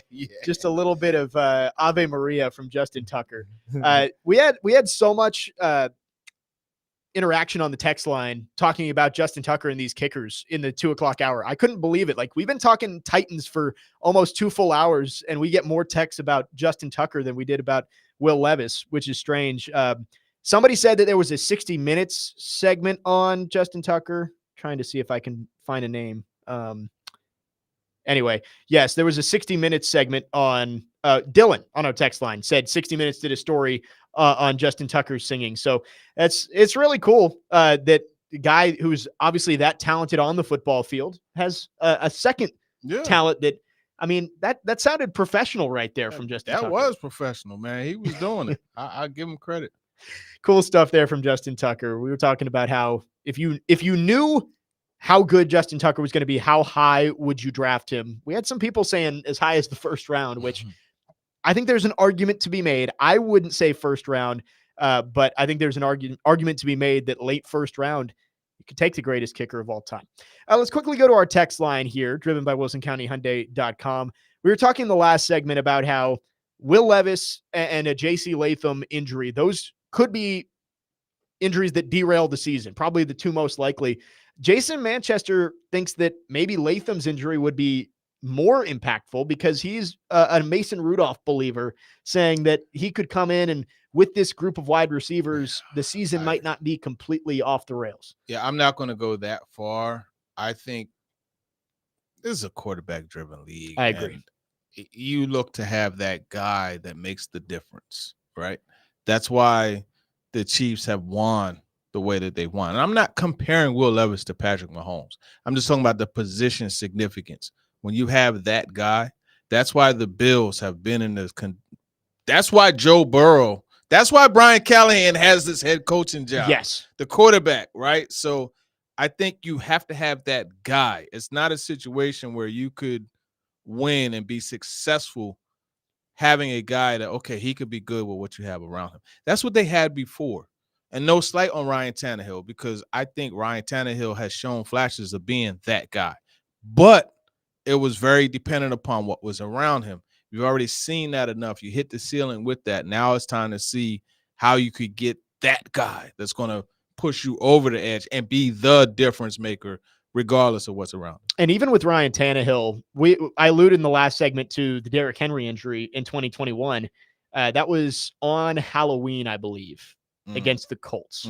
And I had friends, I was in college at the time. I had friends coming up to me the next day like somebody had died. And they're like, man, I'm sorry. It was a promising season, but it's over now. I was like, it would have been different if Ryan Tannehill got hurt. Like, they're going to be okay. They just have to find another way to win. You can replace most positions in the NFL with a replacement level player and not have to change too much. That's just not the case at quarterback. Yeah, and they just were fortunate enough to have Deontay Foreman and Dontrell Hilliard, who were both pretty good outside zone types of runners, right? You know, you had Adrian Peterson for a stint or two. It didn't do much, but, you know, they were fortunate to be able to have a situation where they could stick to it. And this is what they did, you know, and I think that really helped. The thing that really bothered me about that year is that was going to be back-to-back 2K yard rushing season. It was. He was well on track to get there. And I mean, the dude finished, what, 9th or 10th in rushing? Yeah.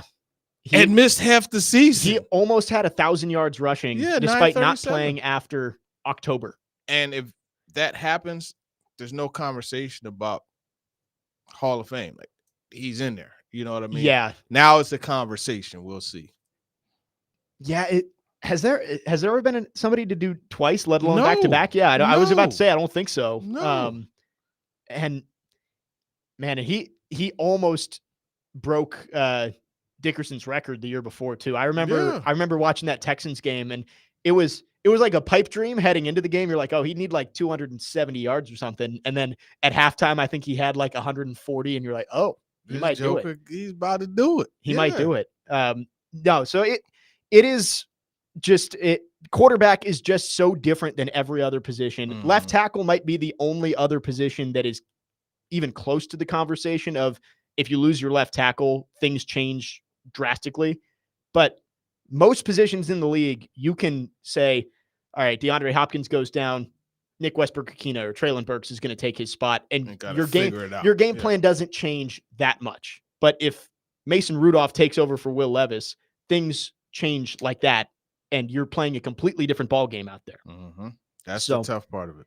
It's tough. Another texter on our text line: would the Titans win the Super Bowl if Mahomes was quarterback? I can't say no because Mahomes is just such a difference maker, man. Is the Chiefs roster better than the Titans outside of Mahomes right now? I think they're neck and neck. I don't think it's that crazy to say the Titans might have a better roster outside of quarterback. Yeah, I mean, I could say that. I think the secondary is better. The linebackers are close. You know, if you work off, it's the front. I'm not going to come out and say the Titans are better. No, but the collection of talent. I would say if you swapped Will Levis and Patrick Mahomes, the Titans are being talked about as a Super Bowl contender. Absolutely, absolutely. I firmly believe that. It's a good text from our texter. That's a good one. No name on that one. 3446. Jason Manchester's clarified his comment about Mason Rudolph. He says, "Don't confuse derail with winning a Super Bowl," but he's saying Rudolph could get you about a 500 record. Yeah, if he came in here, which he's right on that. I don't disagree with that. I mean, he had 4 wins for the Steelers last year. You could put him in there and win with him, but you're not going to win significantly. Agreed. Right? I wouldn't expect this team to be a playoff team with Rudolph at quarterback. And there's no slight on Rudolph. I think Rudolph is solid at what he's asked to do. Yes. And that's be a guy that come in and win you some games and also be a steady backup. Yes. Your season is not over. You're losing the rest of your games if Mason Rudolph has to play. Right. But you're not going further than you would with Will Levis, obviously. 615-737-1025 is our phone number. Continue to send in your questions and thoughts for TD. In the next hour, it's not a fantasy football conversation, but that's where the root of it is. I was watching some of ESPN's fantasy football marathon last night, and I saw some of the rankings, and I thought we had to talk about this a little bit, specifically about the Titans running back tandem. And also Trevor Matich joins us at 4:30 for his weekly visit. That's coming up next, hour number 3. Jake Lyman, Teron Davenport in for Jared Stillman. Stillman Company, 102.5, 106.3 The Game.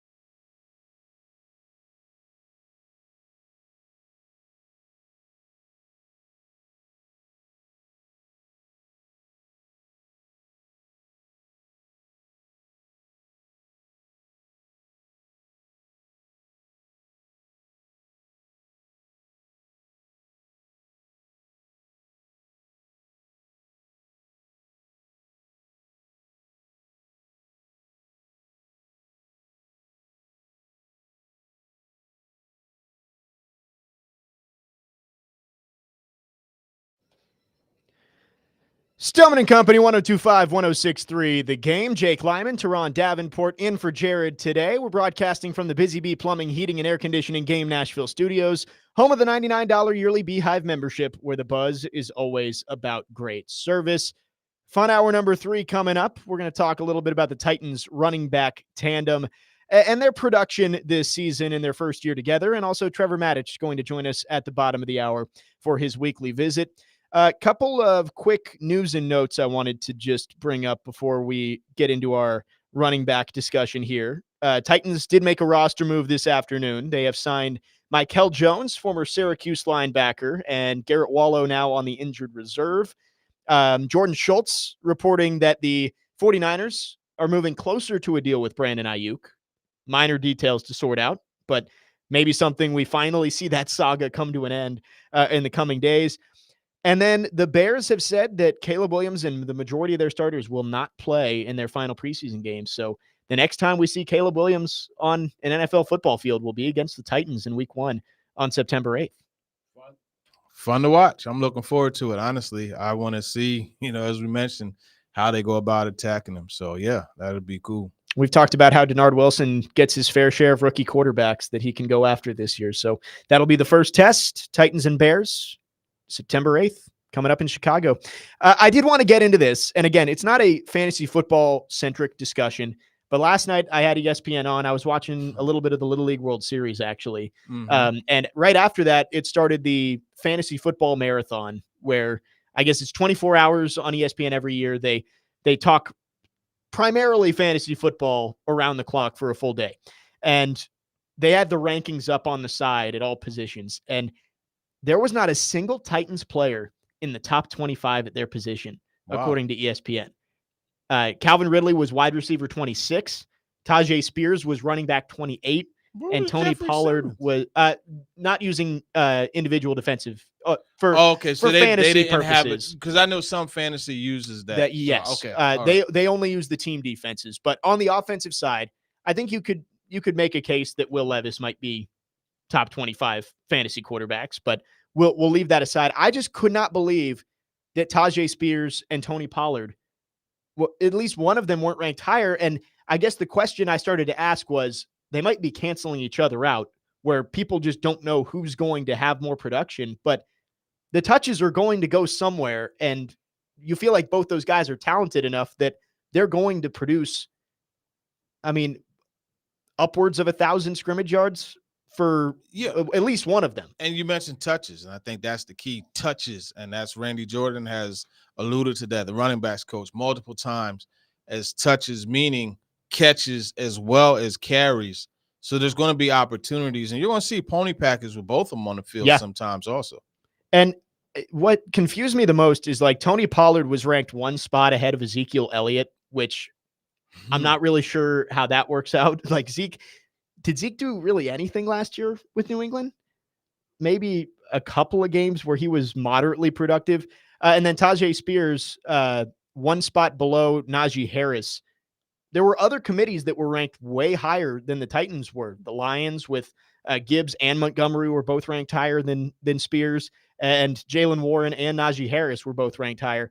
And I think it just is that there's so much, there's so little known about this new Titans offense, where you don't know if Calvin Ridley or DeAndre Hopkins is going to be getting the most balls thrown his way. You don't know which running back's going to be out there more often. Yeah, well, I think, with Gibbs and Montgomery, Montgomery's going to rack up the touchdown numbers because, he's going to be the short yardage guy. And Gibbs he's an explosive player. So I get those guys. But I do think that there's a bit of oversight when you're talking about this tandem. And we kind of know better because we have spoken to Callahan directly, spoken to the running backs coach directly. And I think that's why it's really important for ESPN to incorporate, the NFL Nation writers, 100%, reporters into these types of things, because then that's insight that they could get. It didn't happen for whatever reason, and that's fine. I know there are times where they do reach out to me for information, and I feed them that. So that's a value that they have, but 100%, it is being overlooked because these guys, I feel, are going to be impactful in the passing game as well as running the ball. And we talked about this a few months ago, where this Brian Callahan offense, yes, passing is going to get more. They're going to pass the ball more than they did with Derrick Henry in the backfield. And Brian Callahan, Joe Burrow had nearly 4,500 yards in both of his full 2 seasons as quarterback. So we're going to see the ball get thrown around a lot. But we also talked about how Joe Mixon, he got a lot of carries in that offense too, despite how much they do throw the ball. And that's the thing you got to remember. They're going to run the football still. Yeah. That was established in the first press conference that Brian Callahan had. He said, don't get twisted. We're going to run the ball when it's time to do it. So I think that's something to focus on. And then to your point, you look at the numbers. There were multiple times Joe Mixon got 200-plus carries. Yeah. So guys are going to get the rock. That's, I think, and I have a clip that we'll play in the next segment here talking about the ambiguous nature of this Titans offense. And I think that's what it is, because you can't tell me that Calvin Ridley isn't a top 25 wide receiver in the NFL. Statistically, I think that would hold up with every season that he's played. He's probably been a top 25 fantasy wide receiver. I think DeAndre Hopkins was like wide receiver 39 or something like that. And then these two running backs both have the talent to be productive. I think it is literally just the national media. And again, I hate saying national media because I know that's a touchy subject with their coverage of the Titans, but I just don't think they know, because again, like, they don't reach out to the local reporters to see, hey, these are the guys who are going to be focused. They're just like, all right, well, there's 2 running backs and there's 2 decent wide receivers. They're going to take from each other and maybe not as valuable. Yeah. I think when you look at this team, I've said it before, it's very conceivable that you have one player lead the team in catches, 1 in touchdown catches, and 1 in yardage. Yeah. And I think those top 3, I could see Tyler Boyd leading in catches, Ridley in yards, and Hopkins in touchdowns.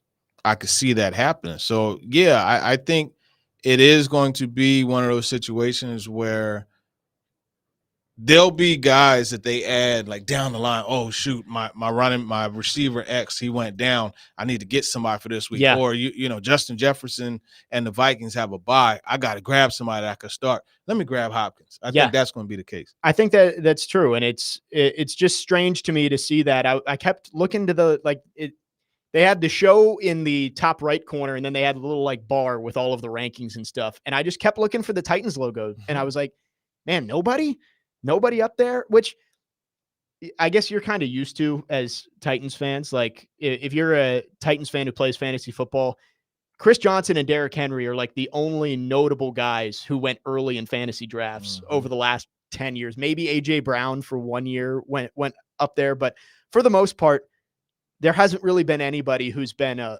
fantasy monster for the Titans in the last decade or so. So maybe that's part of it too, that historically Titans wide receivers haven't been all that good. But man, I can't imagine Calvin Ridley is not going, if healthy, is not going to produce. I mean, he had 1,000 yards last year with the Jaguars when I think, was it Robbie and Rexroad had Michael DeRocco on last week, and they were like, he didn't know where he was supposed to be a lot of the time, but he still put up 1,000 yards and 8 touchdowns. He's a productive player, man. Like, he's so good.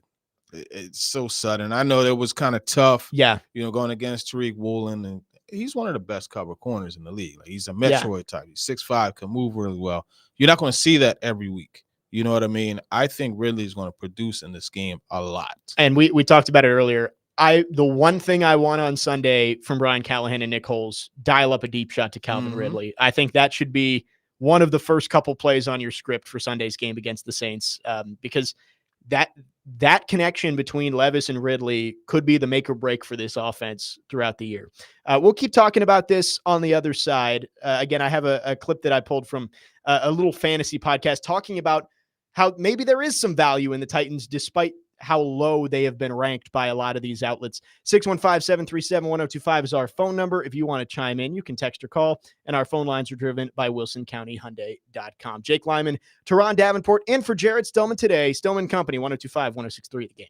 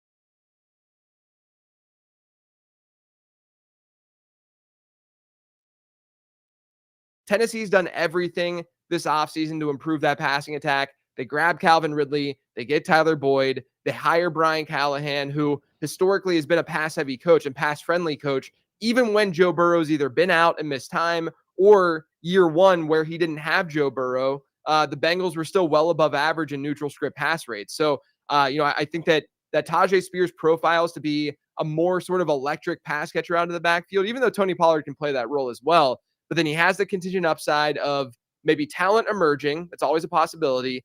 I don't know if that's necessarily going to be the case, but he at least has some sort of stable floor with the ceiling of an injury to Tony Pollard, which could catapult Spears into that like mid to high end RB2 range, maybe even low end RB1 if things really hit for this Tennessee offense this year, which I think Tennessee's a really good offense to place bets on versus cost right now too, just based on everything that I just said. So I'm very much into this backfield, and I do prefer Spears to Pollard based on cost and such. But if you want to go with Tony Pollard as well, I think that's fine.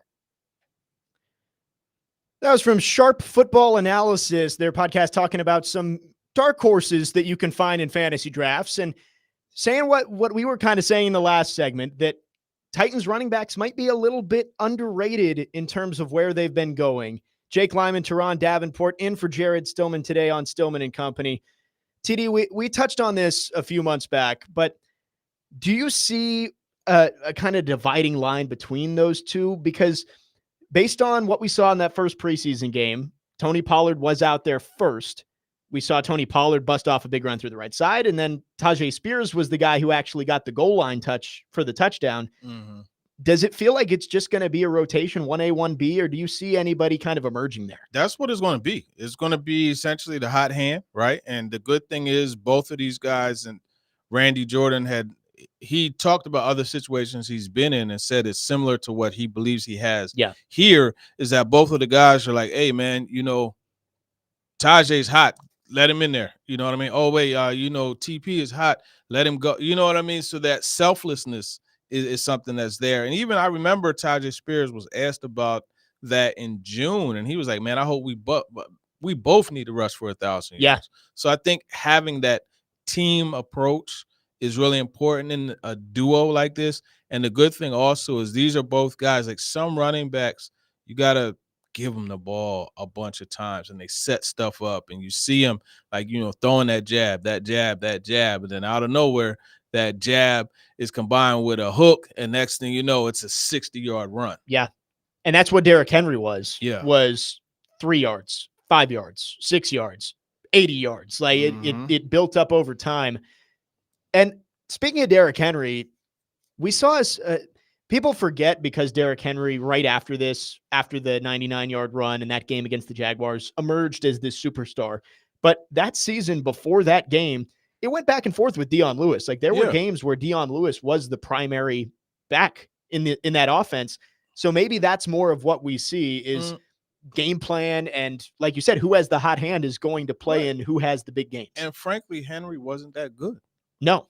I'll call a spade a spade. I remember in Buffalo, there was a running play.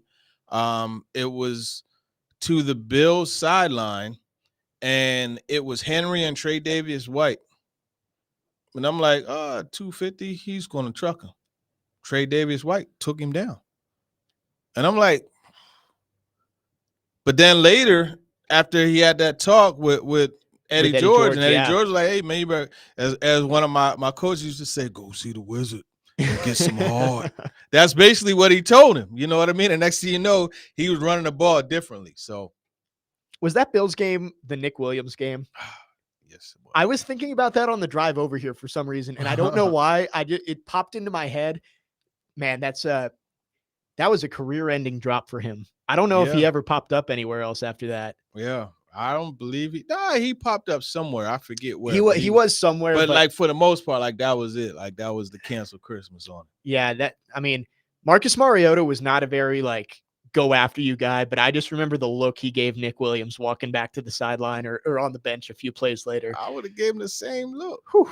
Yeah. Not a fun memory to look back for as Titans fans, because that ended up being the difference in making the playoffs. If they had won that game, because the win in game was with Indy was later that year. Yep. And not saying the Titans would have made a run in the playoffs with Blaine Gabbert as their quarterback. Looks like the Titans cut him and got picked up by the Rams to finish out the Okay. season. Gotcha. And that was that. Yeah. I don't know something that Adam and Willie were talking about made me think of Nick Williams for some reason. I don't know why, but yeah, that was an interesting time in the Titans history. And again, was kind of just before Derrick Henry really broke out, and Dion Lewis was still like, even the Patriots game where the Titans blew out Tom Brady and Bill Belichick, and Dion Lewis had his very quotable interview saying, if you go cheap, this is what's going to happen. Yeah. Dion Lewis was still playing a significant role in that offense. I think that is kind of what it's going to be. It's the pre-99-yard breakout game from Derrick Henry backfield, where you have two guys. Now, these two might be a little more similar than Dion Lewis and Derrick Henry were, but they're going to kind of trade off as who is going to be the lead back, depending on the scenario, the game plan. And again, like you said, I think hot hand's going to have a lot to do with it. And this won't be the first time that Callahan was a part of something like this. You look at Gio Bernard, right? And Joe Mixon, like that was a tandem that they had going. And even with Chase Brown last year, Chase Brown last year. Yeah. So, I mean, and even before that, you had Samaje Perine, because a lot of people forget, you know, that AFC Championship game where they beat the Chiefs, that touchdown before the half was Perine caught a screen and scooted 52 yards and scored the touchdown. And that made the game more palatable for the Bengals coming out of halftime. And I like what we saw from those two running backs in that preseason game against San Francisco. I know it was only 2 drives, but the Titans established the run. They ran the ball pretty consistently in those 2 drives. And, you know, where they set up on the field might have had to do with that. You were inside the 15-yard line. Running is usually going to be more advantageous down in that area of the field. But it does feel like, yes, are the Titans going to be more pass heavy with the weapons that they brought in and the new offense that they're running? Yes. But I still think that when it comes down to it, Tony Pollard and Tajay Spears are going to be 2 of the more important players for whether this offense is able to take that step this year with all of these new pieces that they've surrounded Will Levis with. Yeah, they're going to run the ball. And I think it's ideally it'll probably be like 65-35, like that type of balance, but they're going to run the ball. And that's what I'm saying. I don't get, I think it is just the ambiguity on a national level of what this Titans offense is going to do. Is people are scared. What if I take Pollard in my fantasy draft and Spears ends up being the number 1 guy? Or what if or vice versa? I think you could take either of them and you can still expect to see a good amount of production. Like, I think both will be close to, if not over 1,000 scrimmage yards. Yeah. I honestly, I would have them as my 3rd running back. Like, I would have them. I agree with that. Typically, and it obviously depends on the, if it's a snake draft or however the draft works, but typically I'll try to get my running backs in the first couple rounds just because they get you points, man. They get you a lot of points. And there's not a lot of them. Yeah. Like I did a mock draft. I was bored last week, so I did a mock draft and kind of skipped out on the running backs early. I was like, Amon-Ra St. Brown's there and Cooper Kupp, and I just kept taking wide receivers, and I was like, oh crap, there's no running backs left. Yeah. And see, that's the thing. There's an abundance of receivers that now obviously Chase, Jefferson, CD, AJ, those are guys that are like, yes, tier of their own. It's different, but you can still have your Cooper Kupps, your Amon-Ra, your Brandon Ayuk, Garrett Wilson, those guys. like, Garrett Wilson. Yeah, there's a bunch of guys like that you could grab. Yeah, and so running back, it's a premier position in the league when you look at guys who can seriously have an impact on, actual football and on fantasy football. And I think that Pollard and Spears are going to be productive in both ways coming up this season. We did have a text on our text line asking about, we mentioned how the wide receivers maybe weren't getting valued as much either. DeAndre Hopkins, wide receiver 39, according to ESPN. A texter on text line kind of wants to know, if he wasn't with the Titans, where would he be? Like, I don't know, man. who knows? It's a hypothetical. I would imagine it's going to depend on where he is. Like, that's just like a Ravens receiver. Like, you don't typically look to the Ravens as a team that produces that is true numbers that are good for the receivers in fantasy. And it's the same thing with the Titans. Yeah. I mean, look at AJ Brown. Like, he was here and he was outstanding, but he went to Philly, and next, you're talking about a 1,400-yard season. Yeah, they were talking. You know. They were talking about AJ Brown as an MVP midway Yeah. through last year. Which, yes, was he super productive with the Titans for sure, but he wasn't getting that kind of attention Right. when he was in Nashville versus when he was in Philly. When was that? Was that October last year when AJ Brown? I remember He seeing had like the 650-yard seasons or something. I mean, games back to back to back. Yeah. Yeah, that kind of faded as the Eagles struggled down the stretch. Yeah. But it is true. There are just some offenses that, for whether it's true or not, and again, the Titans have a new system this year, but there are just some teams where you're like, well, the wide receivers just don't produce in that system. Mhm. That could change this year, though, Could very well with change. what they've got going on with Brian Callahan and bringing in Ridley and Boyd to maybe take some of that attention away from Hopkins. 615-737-1025 is our phone number. You can chime in, text or call. Our phone line is driven by WilsonCountyHyundai.com. A reminder, be a hero and save a life tomorrow at the 11th Annual Williamson County Battle of the Badges Blood Drive. Every 2 seconds, someone is in need of blood, and in the last 11 years, this drive alone has collected over 3,000 units of blood, saving up to 9,000 lives. The drive will be held at John P. Holt Brentwood Library tomorrow from 6 a.m. to 6 p.m. 1025, the game will be on hand from noon to 2 o'clock with swag to give away and a chance to win free concert tickets. Make sure to check that out. When we come back, it's the weekly visit from Trevor Matich. We'll talk to Trevor about all things Titans, a little college football as well. Don't want to miss it. That's coming up next. Jake Lyman, Teron Davenport in for Jared today. Stillman Company, 1025, 1063, the game.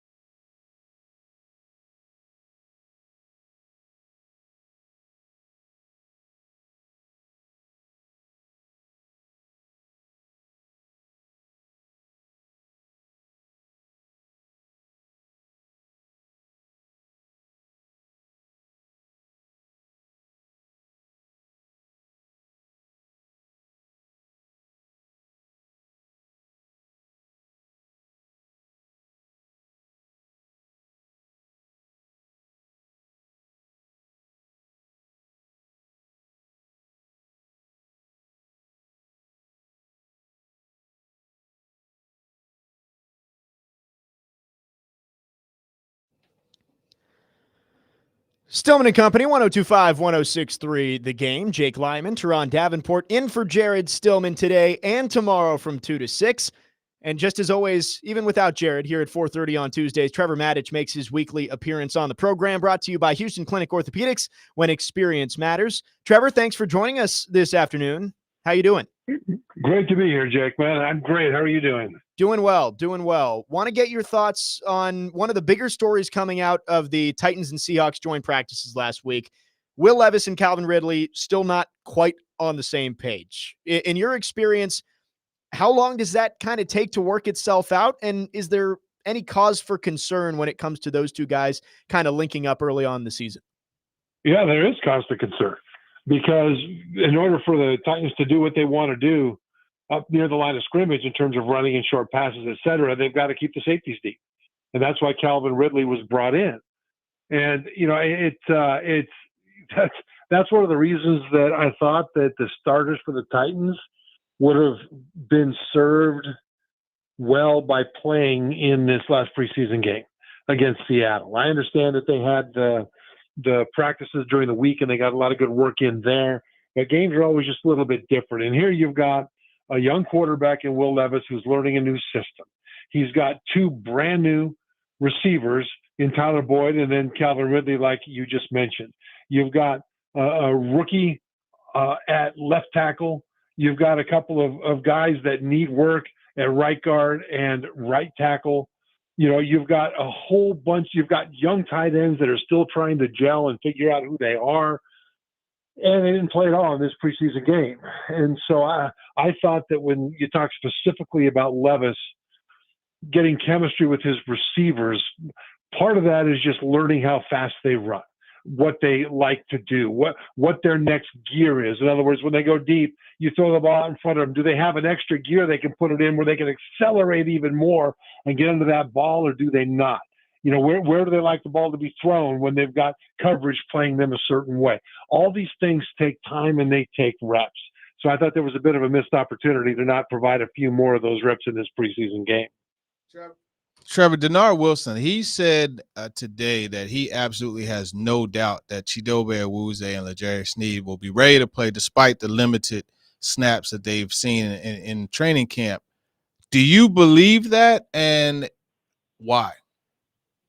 Yeah, TD, I do believe that. And the reason I believe it really rests with Sneed. I mean, Sneed didn't practice a whole lot last year either. Right. With the Chiefs. He's one of those guys that because of that knee, he is managed. And he's proven that he can take mental reps in practice and then have that translate into outstanding play, very high-level play on game day. Now, there's not a whole lot of players that can be counted on to do that. Pretty much everybody thinks they don't need to practice, but they really, really do. But Sneed proved that he was able to get by on this kind of a management thing. And truthfully, the Titans only need a couple of good years out of him based on his contract in order to be able to get somebody younger in that they can develop. And then eventually, if that knee starts to go south, then they could have a plan B ready to go. But right now, they need him. And so the fact that he's not practicing doesn't bother me yet. When we get into the regular season, if he looks a little lost, especially with this new system, because the coverages in this system are going to be very interesting to watch. There'll be times when they're firing guys at the line of scrimmage and blitzing, and it'll be man coverage behind it. But there'll be all kinds of varied zone blitzes where they'll blitz, but there's different zone coverages behind that. And sometimes one part of the field you're going to lock down, the other side you're going to do something exotic because that's where you expect the quarterback to go. And you need to know what to do without thinking about it. So Sneed will have a lot of pressure to execute physically what he really just sort of watches in practice right now. Talking with Trevor Matich, brought to you by Houston Clinic Orthopedics. Trevor, big news over the weekend, broken by Jeffrey Simmons himself. Arden Key's suspension likely to be overturned by the NFL, and he'll be available for those first 6 games. How much of a boost is that for this defensive line and edge group that was looking pretty thin if Arden Key wasn't going to be out there for a month and a half? Yeah, it's absolutely enormous that Key is there. You know, he's a tall guy with exceptionally long arms. He's able to reach over and around blockers to disrupt quarterbacks, just bat them on the shoulder or hit their arm when he's not even sacking them. And he disappears sometimes.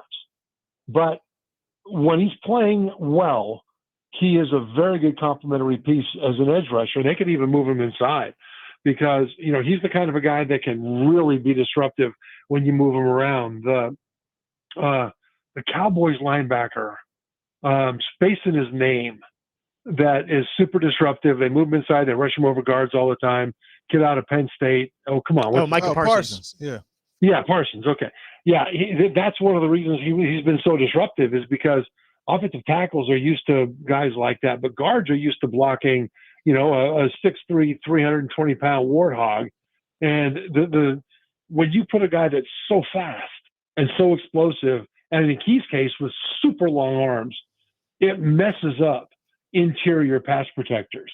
And when you identify a matchup that you think would be especially advantageous in a pass rush, you can fold Key inside and do things with him that not a whole lot of outside linebackers can do effectively. So there's a lot of things that Key can do. And when he's playing well, he's important. And part of the reason it's so important is that behind Harold Landry and Arden Key, I don't see anybody on this roster off the edge that I trust to rush the passer, not a single one. And, there's been a lot said about, for example, Jaylen Harrell, the 7th-round draft choice out of Michigan, and how great he was. And he had a couple of sacks in this preseason game. And not to be in any way, I don't want to be derogatory towards him, but I don't see what other people are seeing with him. On his 2 sacks, the first one, the running back was trying to help on the inside of the left tackle. The running back tripped the left tackle. And so with Harrell just pushing on him, the tackle fell down. And it wasn't that Harrell threw a great move or not even a particularly powerful move. He got tripped by his own guy, the blocker did. So he got a sack, forced a fumble, good for him, yay. The next one, Harrell was basically being blocked. The quarterback climbed up in the pocket where Harrell was being blocked, essentially, and he didn't have to. There wasn't anybody coming around the edge that forced the Seattle quarterback to step up like he did, but he did, and Harrell got the sack. And he is a very energetic player. He gets a lot of coverage sacks. But as far as the guy that if Arden Key wasn't there, could Harrell step in and put on dynamic pass rush moves and win one-on-one on a consistent basis? The answer to that is I have not seen that yet from him or from Weaver or from anybody else coming off the edge. So the fact that Arden Key had his suspension overturned by the NFL, that is enormous for this team and their organic pass rush. They will get pressure with all the blitzes. But if that's all you got, teams will figure out what you're doing and they'll start to burn you for it. You have to be able to have an organic pass rush without blitzing from guys who can just win.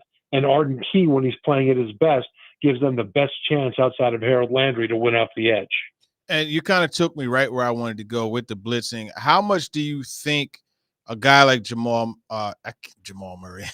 Adams and Kenneth Murray Jr., how much do you think they will have to be relied upon to help get pressure? I think they'll rely on them a fair amount.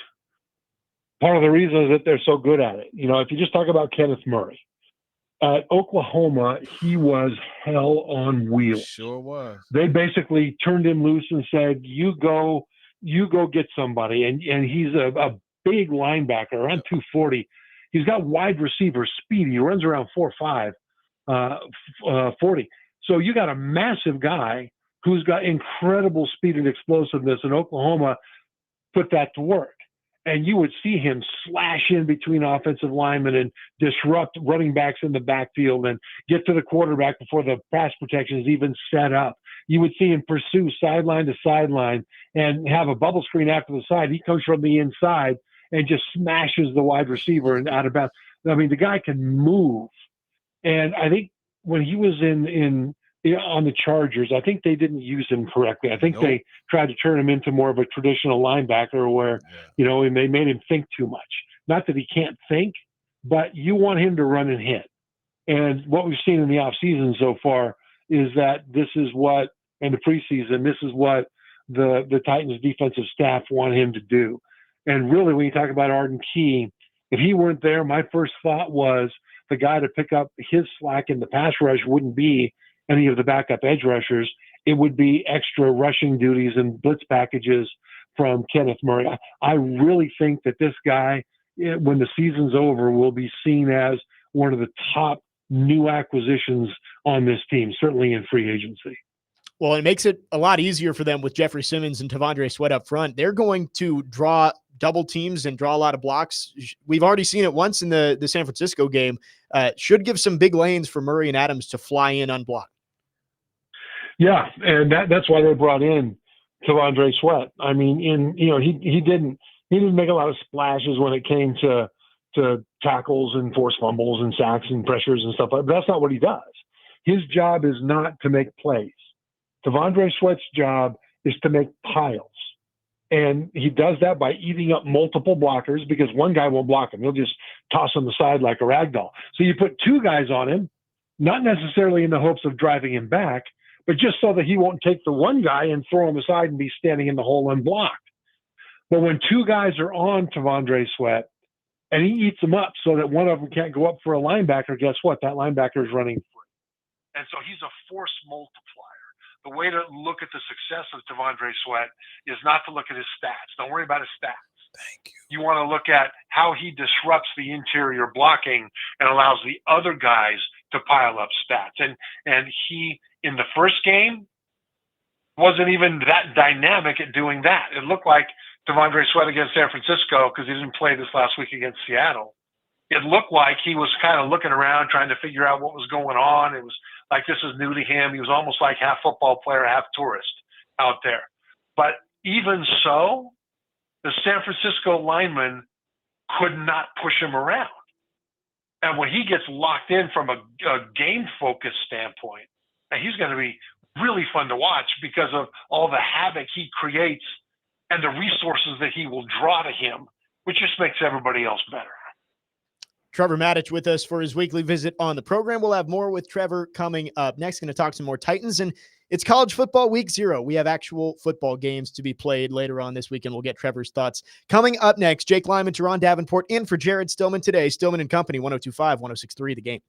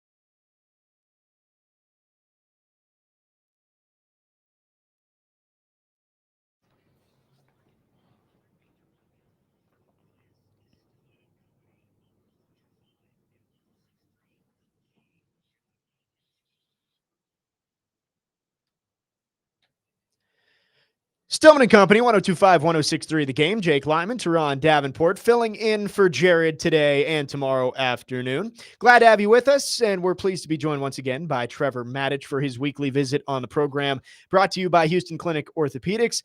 Trevor, we talked a good amount of defense in the first segment. On the offensive side, the tackle depth struggled, to say the least, against Seattle on Saturday.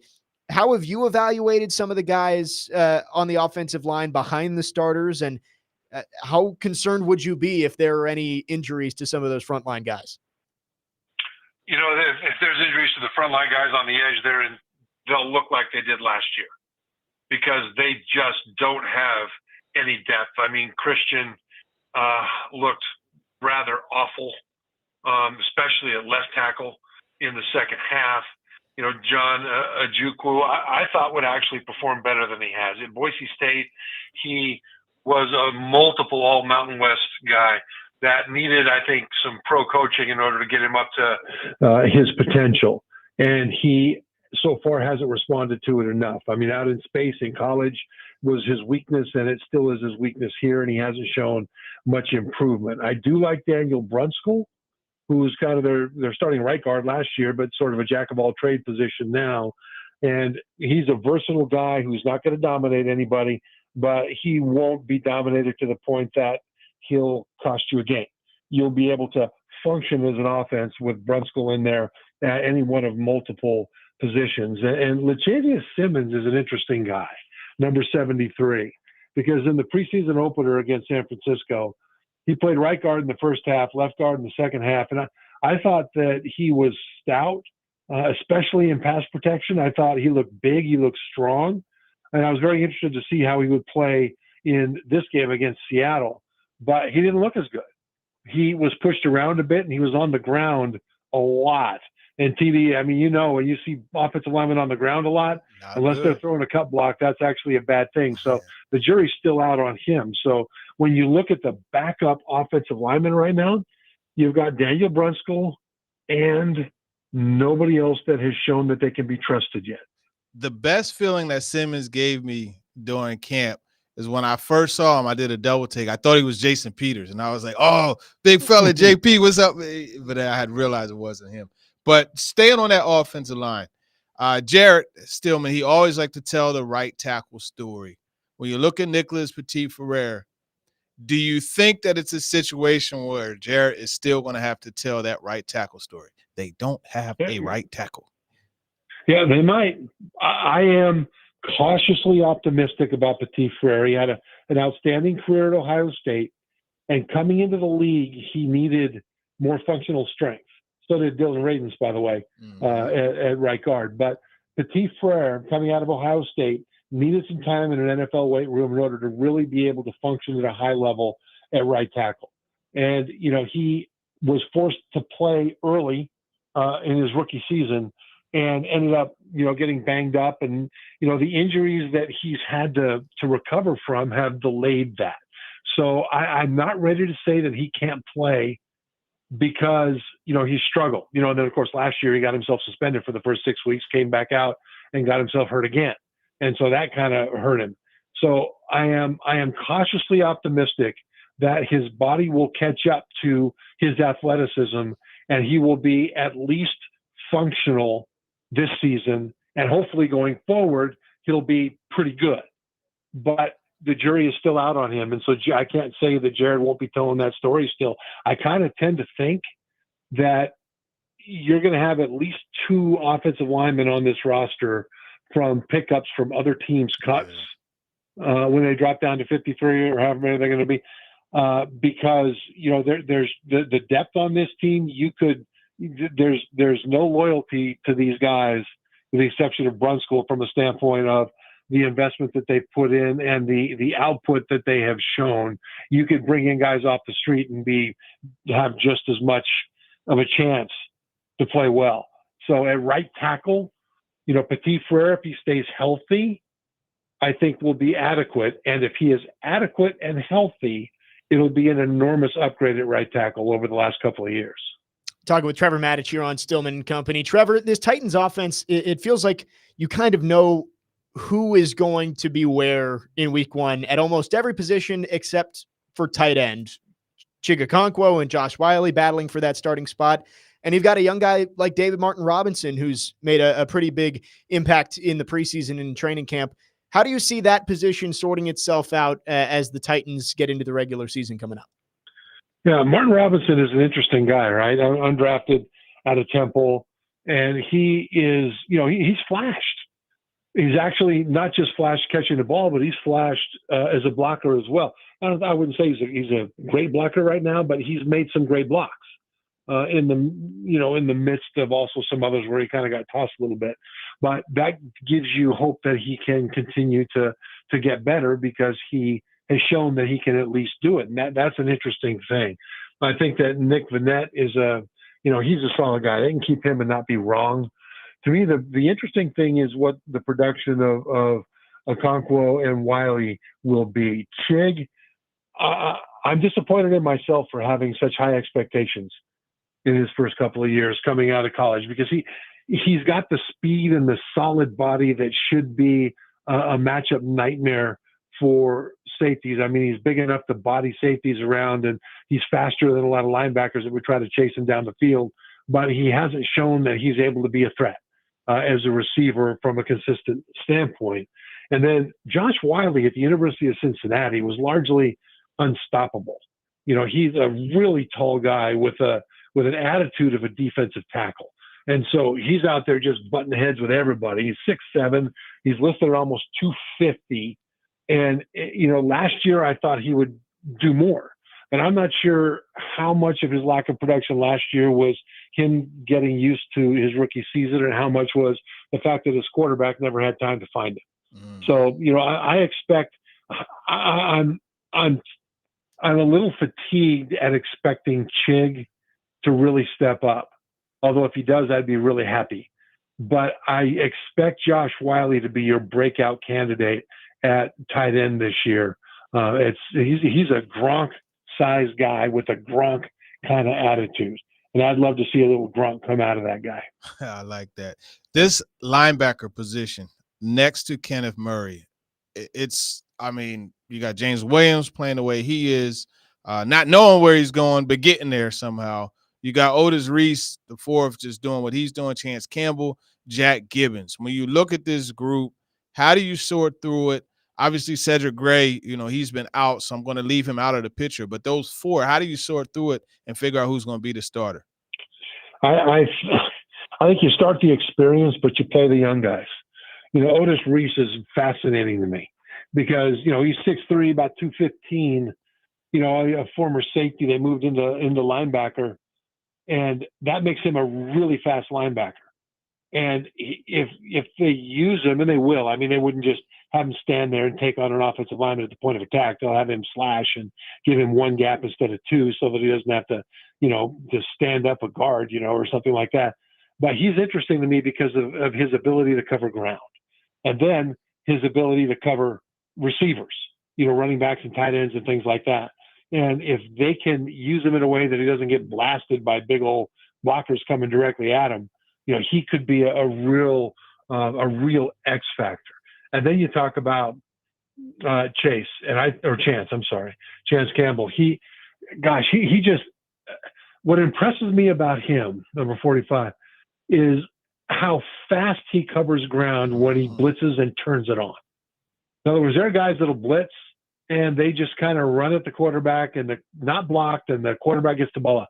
When Chance Campbell turns on the jets, he closes the distance to the quarterback. And that is so valuable in a defense like this that's going to send linebackers on blitzes all the time, same way with Reese. And so I think you've got to start with the experienced guys. But I think you've got a hockey rotation where you can play the guys and then put in the young guys and just send them all over the place, then pull them out and then put some of the older guys back in there and see what the best combination is, because ultimately the best combination of linebackers is going to be the one that disrupts the most, because if this defense doesn't disrupt, it won't be successful.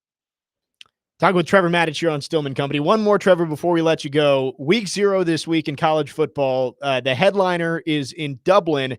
Florida State, Georgia Tech, a different looking Seminoles team from the last time we saw them, and Georgia Tech, a team with some pieces that is kind of on the ascent in the ACC. How do you view this game that I'm sure will get a lot of eyes, being as it's the first game of the college football season?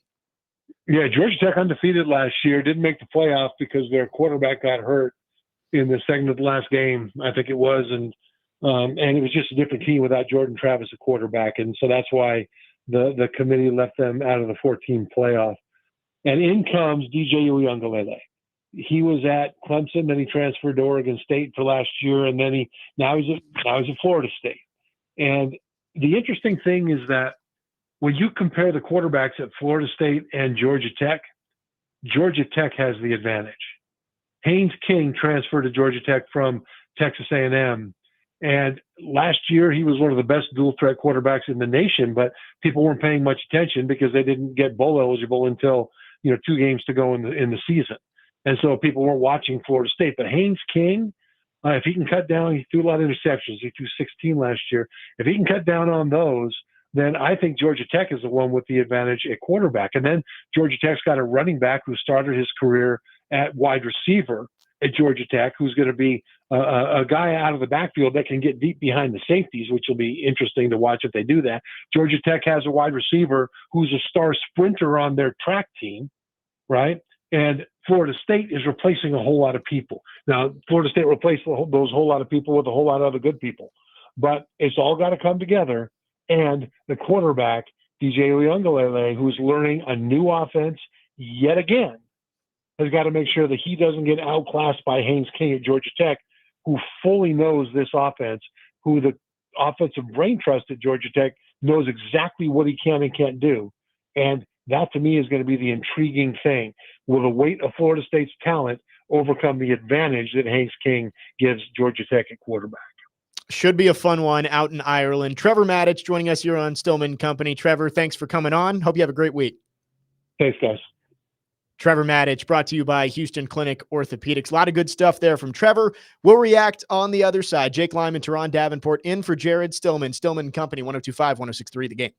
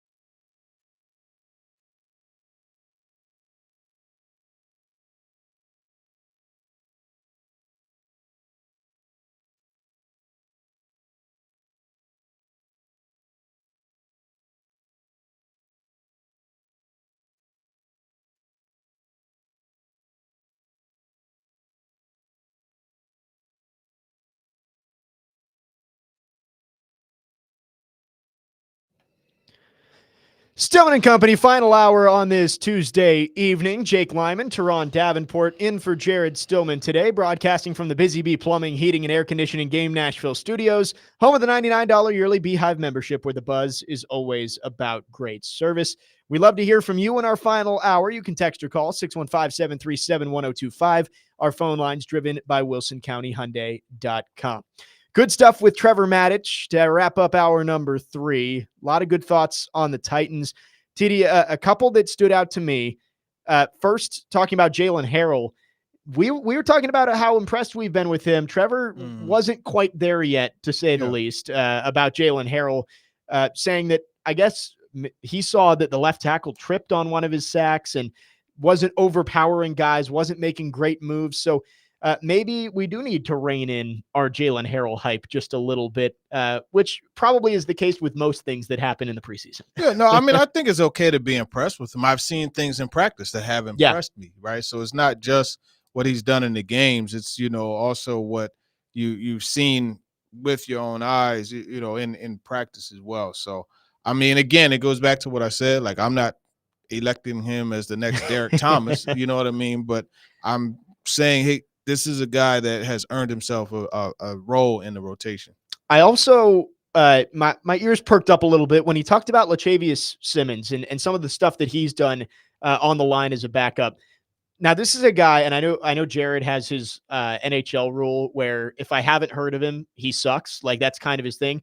When Lachavious Simmons stepped onto the line in that first 49ers game, I was like, who is that? I didn't even know that he was on the team. But he's stood up well in his limited opportunities, and maybe that's a guy that is one of those people that we hadn't heard of before that ends up playing a role on this team moving forward. It's very possible. It's very possible. He's one of the guys I mentioned when we were talking about the depth at the O-line. I don't know, man. It's such a crapshoot between he and Christian and Watson. Who knows who sticks from that group? Who knows? And Ojukwu, like you said, my thing with Ojukwu that I've seen is like a lot of struggle with power, right? Like power rushers, from what I've seen, have kind of given them some trouble. And remember earlier in camp, like the right side was like, oh my goodness, and it was a lot dealing with him. Yeah, good stuff from Trevor Matich. A lot of stuff to think about from that. Kyle is on our phone line, driven by WilsonCountyHyundai.com. Has a thought on Malik Neighbors. What you got for us, Kyle? Yes, I know TD enjoyed watching Malik Neighbors at LSU and saw a lot of him. He almost became a Titan, I think, but just taking a little too soon. I just didn't know if he's become the next Odell Beckham up there. Just wondering how he's doing. Yeah, I mean, he had a really good showing this past week. And yeah, I mean, he was one of the guys. There were a couple things that I know of that would have made them think long and hard about drafting him, but he was definitely on the radar. And I don't know about the next Odell Beckham. I just, will say he's going to be the first Malik Neighbors. And the good thing about that is that's going to help Daniel Jones, who needs all the help in the world. It's going to help him immensely. And when you have a guy that could clean up your mistakes and take something, a pass that's 5 yards and give you another 60, that's a huge boost, and that's what he brings to the table. Yeah, thank you for the call, Kyle. Malik Neighbors, he's one of the guys in the draft that obviously everyone understood the Titans needed offensive line help, but he was one of those guys that I just felt like you couldn't pass up on if he fell to 7. And obviously he didn't, so Rand Carthon didn't have to make that choice. But, man, that dude, I think a lot of teams, and obviously I don't know, I didn't see everybody's draft board, but I would think that there were a good amount of teams that had him over Marvin Harrison Jr. because he was that good at LSU. There were some. And I think what happened with Marvin Harrison Jr. is prospect fatigue, where you see a guy for so long, and you're just like, there's got to be something. Let's find something. And you find something. Like, I was guilty of it. I started to see, like, you know what? The guy doesn't get you. I would like to see him get more yards after the catch. Or, oh, you know what? They scheme so much to get him open. Well, you got a talent like that. You better scheme to get him the football. So even like I was in the wrong with that, and it's what happens. That it is funny how that does work out. Like a lot of the guys that you see on the way too early mock drafts that get put out, and 2 years ago, or I guess 2023, after that draft, it was obviously Caleb Williams, Mm. but Drake May, Olu Fashanu, and Marvin Harrison Jr. Those were kind of the next blue chip guys. And with all of them, it kind of worked out that way that they slipped a little bit because it is the prospect fatigue of like, hey, these guys, they're being talked up so much. Like, there's got to be something Yeah. there, right? Yeah. And we saw that with May fell to 3 when he was kind of consensus top 2 with Williams heading into the year. Marvin Harrison Jr. still went about as high as we thought he would. I mean, Olu's a good example. And all of a sudden, the little hands started to come. It's like, Yeah. there's so many things that happen. And it's funny, but it's how it goes, you know? I talked about this on Force Company on our Saturday show with those guys that Malik Neighbors and Brock Bowers for me were the two guys. Like, if the Titans weren't going to take a tackle, which you know that they needed a tackle, I would have been perfectly fine with either of those two guys because it just feels like those guys are going to be game breakers at the next level. Yeah, I haven't really seen much out of Bowers. I haven't heard much me neither. about him, which is interesting. But we'll see. We'll see, right? Because it's Gardner still Minshew's his early. quarterback Yeah. now.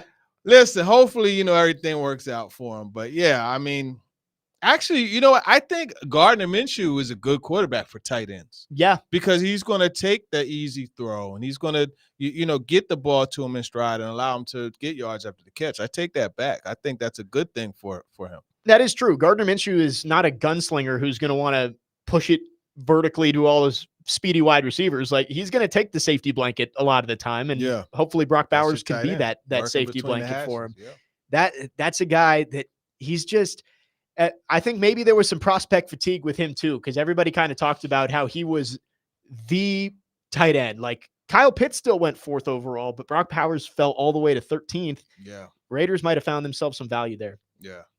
We're going to talk some college football this hour. It is week 0.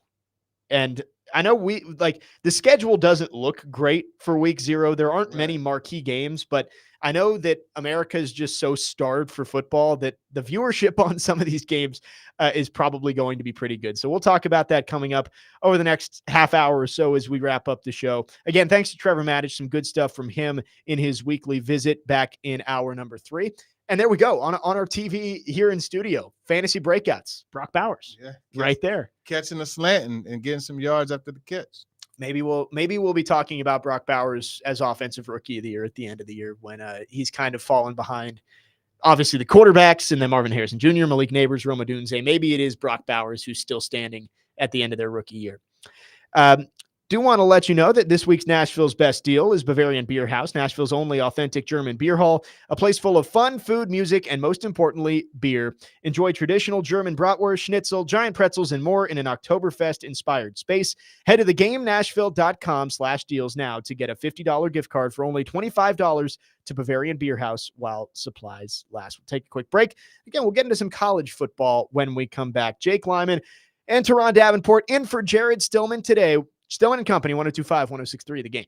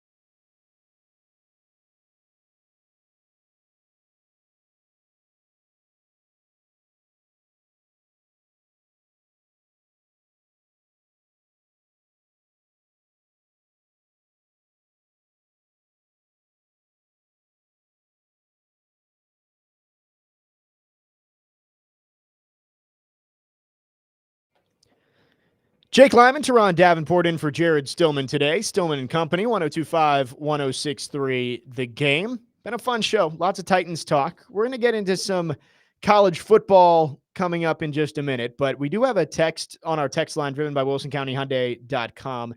And I meant to get to this during our conversation about the running backs, but completely forgot. So thanks to the texter for sending it again. This was asked during Chasing Big Joe earlier today and asked again. TD, this texter wants to know, is it more likely that the Titans have one 1,000-yard rusher between Spears and Pollard or two 1,000-yard receivers? Good question. I mean, if you look at the previous offenses, they've had both, Yes. So that's a good question. I'm going to go with two 1,000-yard receivers. No, I'm going to go with a 1,000-yard rusher. More likely, I'll go with a 1,000-yard rusher because if you think about it, 1,000 yards over 17 games, you're looking at what, 65? Yeah, it doesn't have to be a game-breaking. Yeah, and that's something I could see either one of them getting, not easily, but either one of them getting. Yeah, I'm with you. I think I'd go 1,000-yard rusher, but two 1,000-yard receivers is definitely within the realm of possibility too. I mean, we saw even with Derrick Henry rushing for 2,000 yards in 2020, Corey Davis was 16 yards away from being the second 1,000-yard receiver that year. He catches that one pass against Green Bay. I think, I think I'm remembering that too. Yeah. So I think both are possible. I wouldn't say it's likely that both happen, but I think I'm with you. I think 1,000-yard rusher with 17 games, it's not as hard to get to 1,000 yards. And that's even in a tandem. And remember, Tony Pollard is coming off a back-to-back 1K rushing seasons. Yes. Yeah. And he wasn't even 100% most of last year coming off that injury. So good question. Thanks for sending that in. You can continue to text and call 615-737-1025. Do want to get into week 0 in college football this week, though. Football is back, and I don't even care what games are on. High school football is back this weekend, and we've got college football, starting with Florida State, Georgia Tech. That is the first game of the college football season, an 11 a.m. Central Time kickoff over in Dublin, and College Game Day will be out there for that. This will be a fun one, and I think the ratings on this are going to be huge because that is a standalone game between two power conference teams. Yeah. And Florida State, I think there's a lot of intrigue to see what they look like after losing so much last year. Yeah, that's a good point. And I think that's the key. Like, you look at so many players, Johnny Wilson, Keon Coleman, right? Jared Verse. You look at Braden Fisk. You look at, Jordan Travis. There's so many players. Jerry Jones. We could go on and on and on and on about the guys that they've, lost. But this is a program. It's an attractive program. So I want to see how some of the transfers that they've gotten, through the portal and everything. I want to see how they manage to fill a lot of these holes. And so a good opportunity to see how that goes. And then you look at Georgia Tech, they had a quarterback transfer out of there. I got to see him at Levis's passing camp. Aiden Semo, he transferred out of there, but I mean, Georgia Tech is still it's a good program. So you get to see an early ACC battle, so to speak. I've seen the line on that game has been getting closer. I think Florida State opened as like a 2-touchdown favorite, and that has shrunk. I think Georgia Tech might surprise some people. That's an FSU team, like we said, a lot of new pieces, and they're playing in Ireland where you're not playing in front of your home crowd. You're not sleeping in your own bed, and all these guys have to gel together for the first time.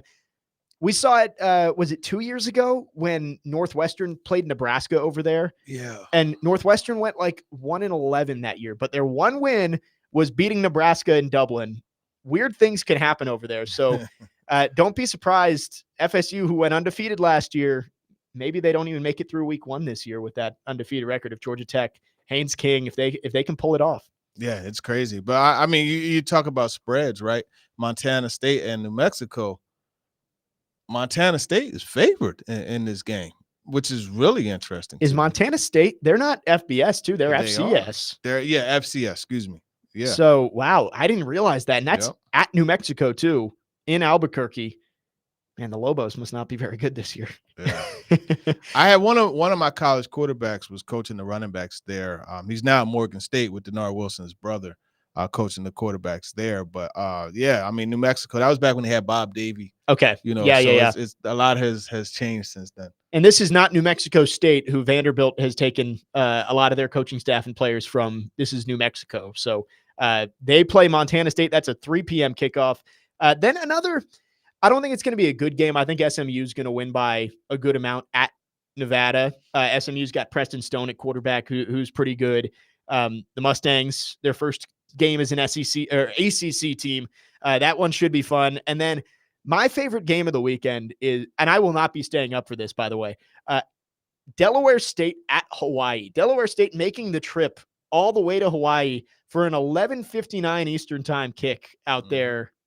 I mean, I think Hawaii plays every year week 0 because just the travel is so weird, but some sickos will be up watching that game late night on Saturday. I'm one of them. I'm a former Hornet. I started out at Del State and then transferred to Cheney University. Wow. So yeah, I'm definitely gonna watch that. Just on go. the strength Go of that, man. Yeah, and plus, I love their colors too, man. The red and the baby blue is always it's pretty cool to see. Yeah, that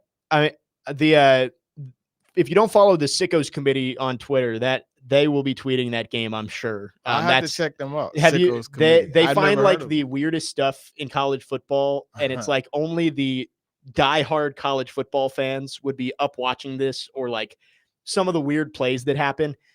They will be live tweeting that game. I am almost 100% sure of it. I'm gonna check it out. So that's our week 0 schedule. We're going to talk in the next segment about that Dublin matchup a little bit more, but we do have another caller on our phone line driven by WilsonCountyHotDay.com. Jason wants to get in on that conversation about 1K rusher versus 2 1,000-yard receivers. Jason, what are your thoughts on that conversation? Well, like I was saying to you a while ago, I was going to say, like, last year, I know,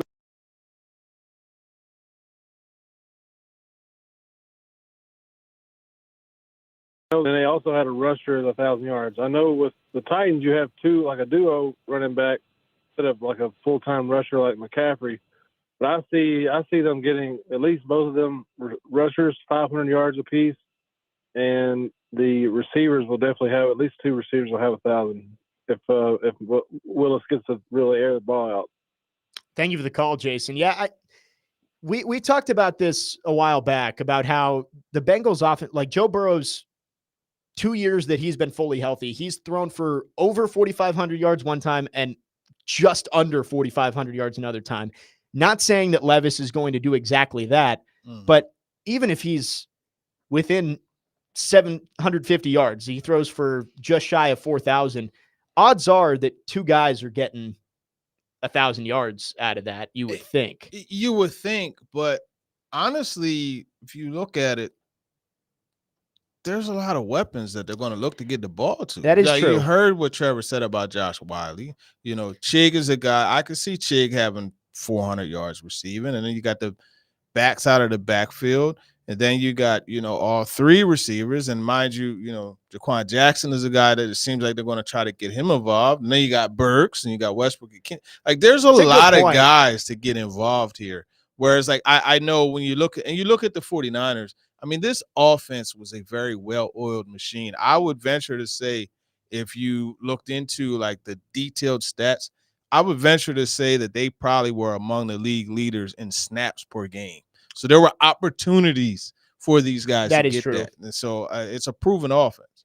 Yeah, and you might be right. There might just be a lot of mouths to feed where instead of 2,000-yard receivers, you're getting 5 guys between like 400 and 500, because there could be games where Will Levis targets 9 different guys in a game, or even more than that, with those 6 wide receivers. And you've got 3 or 4 tight ends who could get involved and a couple of running backs. Like that is a good point, that maybe the spread is a little bit too wide for us to get those 2,000-yard receivers. And that was something I touched on in my Levis story today, is how this coaching staff is going to help him be a distributor. I called it a point guard allowing his other guys to get open looks at the basket, because they're going to call plays with the understanding of, hey, look, just go to the – Levis himself said it will allow me to just throw to the open man and play a little more free.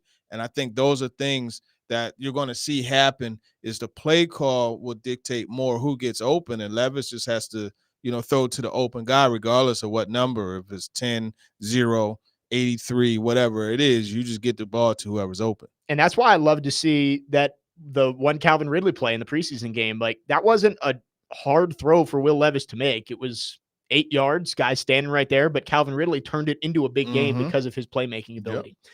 Another texter on our text line says he was at both preseason games because he works for the Titans, and he says they're going to have 2,000-yard receivers, but he thinks it's D-Hop and Tyler Boyd.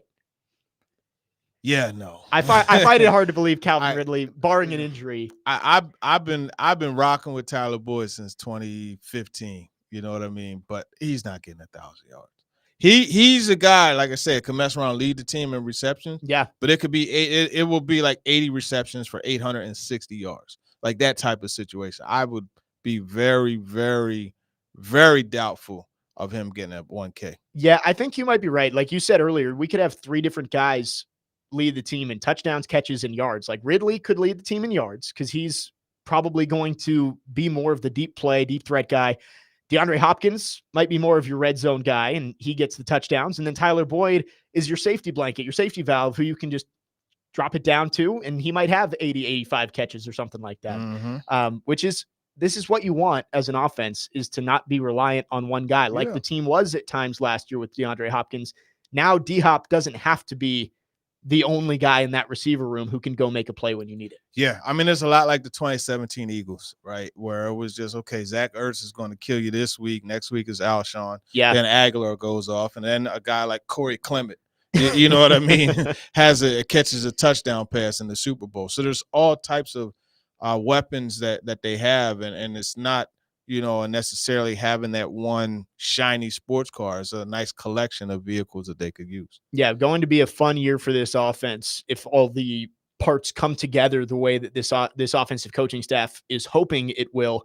Obviously, a lot more talent around Will Levis. We'll see if he can prove himself here in his second year in the league. 615-737-1025 is our phone number if you want to keep chiming in. Great questions on the text line today that have gotten us talking about some of these Titans topics and, kickers and all that kind of stuff. Jake Lyman, Teron Davenport in for Jared Stillman today. Let's give something away here. We've got a 4-pack of tickets to see the Nashville Sounds this Thursday taking on the Jacksonville Jumbo Shrimp. Be caller number 3 right now, and you will win that 4-pack to go see the Sounds play over at First Horizon Park. Again, 615-737-1025. When we come back, we'll keep talking Titans, keep talking college football, all that jazz coming up next. You're on Stillman Company, 102.5, 106.3 The Game.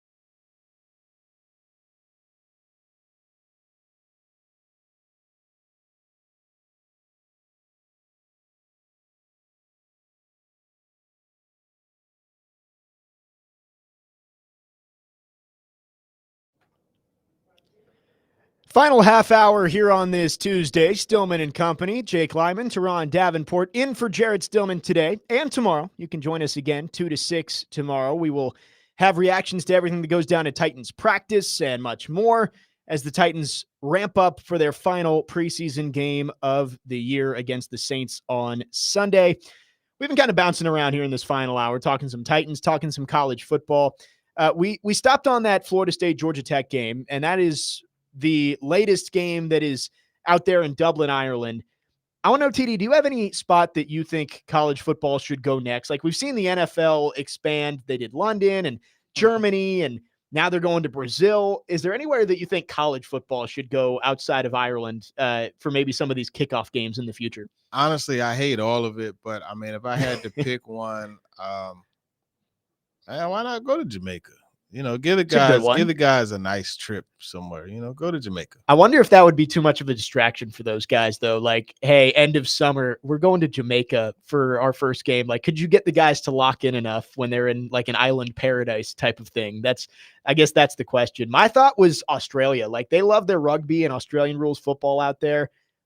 I think that might be a fun place to go. The issue is the time difference, the jet lag, the flight length. Like, that would be one of those games where they'd have to play week 0, have a bye week 1, and then come back week 2 and start their actual season. Yeah, it would have to be that kind of situation. I don't like all of it, man. Yeah. And the worst thing is it takes a home game away from one of these fan bases. And there are a lot of college football teams that will never play one of these games because they don't want to lose the home game. No, I don't blame them.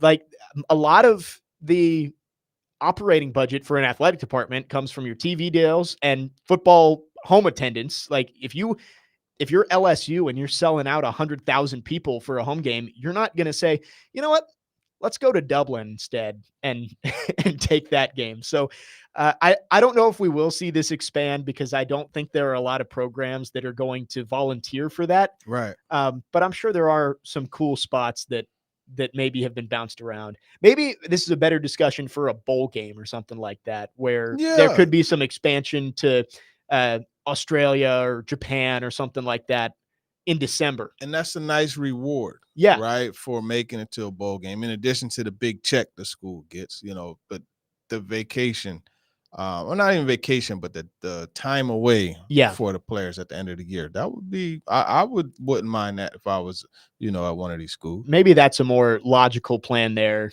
to expand some of those bowls. But then again, with the college football expanding, some of these bowl games are going to keep being worked into the college football playoff, as we will see for the first time this year. On our phone line, driven by WilsonCountyHyundai.com right now, we've got Thomas wanting to talk a little Will Levis. Fire away, Thomas. Boys, how's it going today? How are you? Doing well. Doing well. I appreciate this breath of fresh air on the drive home you guys are bringing. You're doing a great job. Appreciate it. Hey, I just wanted to call real quick, get your opinions on Levis's depth of target. From last year, he led the league at 11 yards per attempt, and first preseason game is coming in around 2 yards, a little over. How do you think they're going to balance that throughout the season with his big weapon being the deep ball? But a lot of guys like Boyd and then the two guys coming out of the backfield can certainly play in that intermediate to short routes. And just how do you think that will balance both the deep ball and the success there that we've seen from Levis, as well as keeping it underneath with some of the weapons we'll have there now?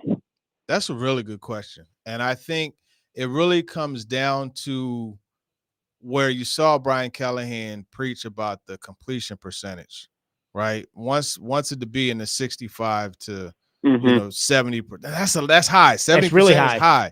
Even 65 is high. But that tells you that you're going to probably see less deep shots dialed up. But I remember talking to Bo Hardigree, the QB coach, a couple weeks ago, and when I asked him about, making sure that he's the distributor of the football, he said you're going to have those play calls where it's top down. So don't get it twisted. They're still going to call those. But I think it's all about taking the check down and taking the higher percentage throws. And if you remember that Steelers game where it was not the final fourth down, the final drive, but the drive before that when he threw the interception to Burks, it was like 4th and 6.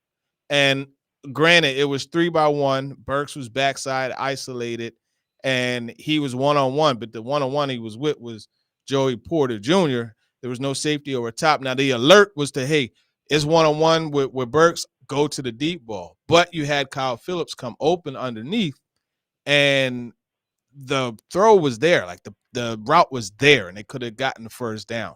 They didn't. I remember that play. You remember that? And then Yeah. you remember the next game or it was 2 games after that, he started going to Phillips with underneath, right? And he had the 66-yard performance. I think it was like 6 catches for 66 yards. So it's all about, and I point to those just to say, like, what they're going to do is work on Levis's eyes coming off of that if it's not there, and going to what the defense gives them, that check down. It's okay to check it down when that's open to you, because as the saying goes, you can never go broke making a profit. No, and TD, I think you make a great point there. And the other thing I think is probably worth considering is the offensive line play, right? And, you know, if Will didn't feel comfortable having enough time, he probably is not working to that hot route underneath with Kyle, because he's just making his one read to Traylon in that Pittsburgh example. So it'll be interesting throughout the season, you know, if JC proves to be sustainable left tackle who can hold his own, you know, I think you can then open up some of those deep routes, because then you have more time to go through your progressions, right? Excellent point.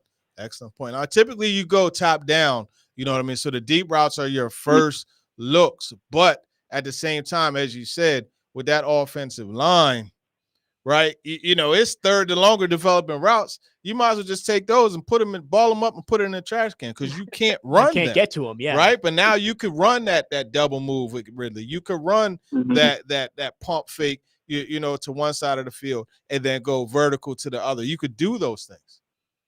Yeah, and I'm just hoping that we're not having to chip, you know, every third down with Chig and Wiley on the edges, because that was exhausting last year. Every time you're third and 9 plus, right, you're running 3-man routes because you're using 7 in protection. Excellent point. More routes available, the more the defense has to cover. Thank you for the call, Thomas. Really good stuff there. Excellent call. Excellent. And I looked up while Thomas was asking the question there, Joe Burrow's average depth of target, and it's gone down every year in the league. So it was close to 9 his rookie year, then 8.5, then 7.5, then 6.5. Maybe that's what they try and coach out of Will Levis is, you know, find your check down. Did that completion percentage go up? It did. So his completion percentage, his rookie year was 65. He's gone 70, 68, 67 his last 3 years. So there's more improvement for Levis to be made, because he was 58, 59 last year. But he was just a mad bomber. You know what I mean? So you're going to see that get better. Yeah, average depth of target being like 10.5, 11 is crazy from Will Levis. So it will go down. Chucking it down there. Which hopefully means his completion percentage will go significantly up. Typically that's how it balances. Yes, it should be. That's the relationship it should be. You'd hope, I'd say 65 is probably your hope for Will Levis, because you do want him to continue to be aggressive and take these deep shots, but it's just got to be within the rhythm of the offense instead of Diop's down there somewhere. Yeah, you have to stretch the field.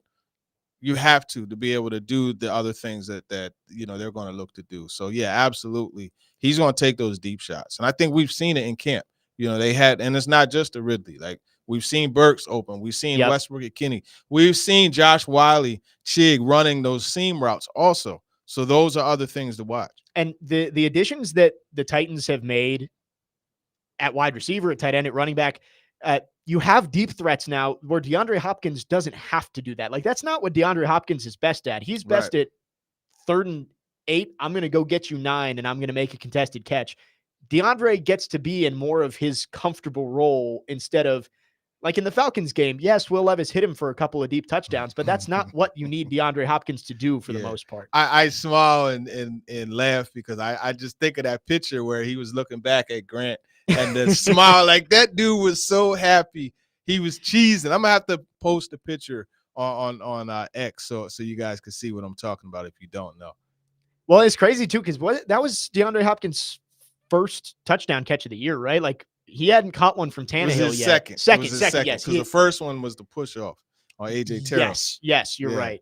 No, I was in the building for that game. That was one of the 2 Titans games I made it out to last year. And, you know, D-Hop did everything they asked him to in terms of being a deep threat, but I'm glad that we've got some better options there, and Calvin Ridley can be the guy taking the top off the defense, which should open more of those crossing patterns for D-Hop where he can just go make a play for you instead of, having to try and burn cornerbacks, which is not as much in his skill set as it used to be. Great question there from Thomas, and great That was a call. great Some call. really good stuff there. We will take one final break here on the program. We've got a couple of texters on our text line that we'll get to coming up next. You can still get your questions in 615-737-1025. Text or call. Our phone lines are driven by WilsonCountyHyundai.com. Jake Lyman, Teron Davenport with you, filling in for Jared today. We'll wrap up the show when we come back. Stillman Company, 1025, 1063, The Game.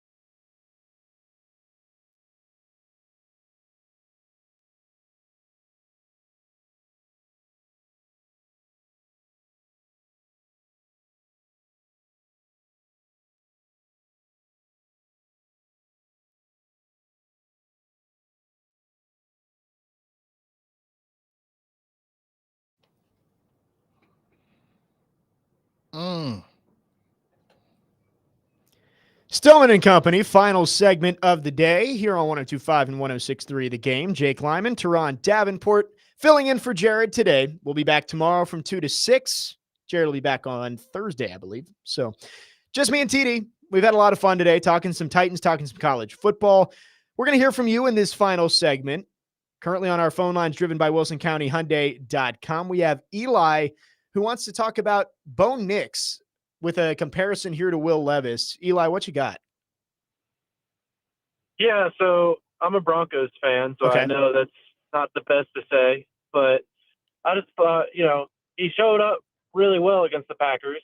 is mostly their second team. But I want to see what y'all's thoughts would be, comparing him to Will Levis with his second year coming up. Thank you for the call, Eli.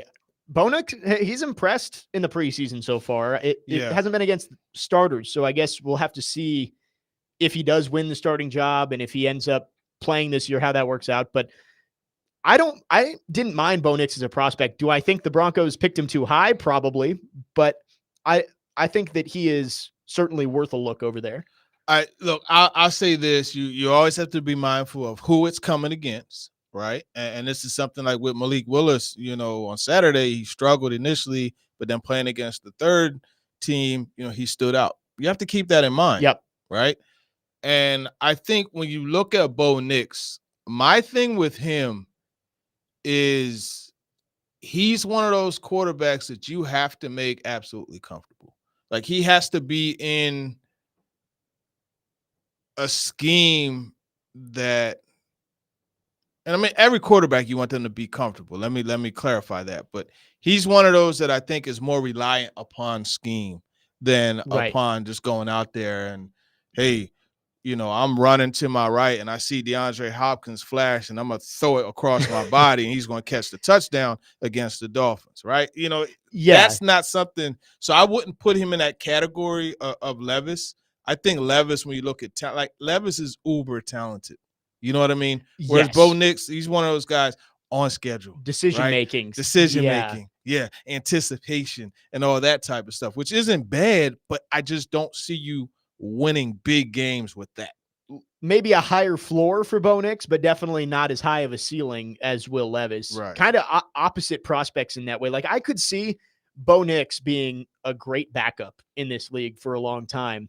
Will Levis, I don't know if it feels like it's more boom or bust for a guy like Will Levis with that much arm talent and that much confidence. Like, I don't think Will Levis is going to be one of those safe game manager backups that teams store for 10, 15 years around the NFL. Like, he's either going to be a star or he might flame out. He's Willie Beeman, man. Like, he's the guy that if he's your backup, it's like, man, if he gets in, he's going to explode. And what are we going to do, with the veteran? Yeah, it's that type of situation. Yeah. And, speaking of these rookie quarterbacks, I did think it was interesting, and I don't know the situation down in Atlanta, but Michael Penix didn't play this past week in a preseason game. And that, maybe TD, you have different thoughts on this from me, but I just don't understand that. If this is a guy who's probably redshirting his entire rookie season, like, why not get him in there as much as you can in the preseason just to get him acclimated to the NFL, and then you can develop him during the regular season when Kirk Cousins is going to take all the reps. Pretty sure they said he's not even going to play this week in the final preseason game either. It's so strange. Shocking. But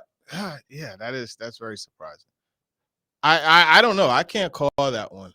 Atlanta is just it's a different team. They're doing a lot of. You got a first year coach, and I love the support they're giving Raheem. But go on, man, couldn't you give my man support like that? You know what I mean? You go out and you trade for Matthew Judon. You know what I'm saying? You signed Justin Simmons. Not saying they were available last year, but I love the support that Raheem is getting, Raheem Morris. And I hope that it stays that way for more than a couple years, because he's gotten a raw deal from a head coaching perspective. For sure. And maybe obviously they know more about what's going on in that quarterback room than we do, but it just seems strange when likely Michael Penix isn't going to be your bona fide QB1 until his third year in the league.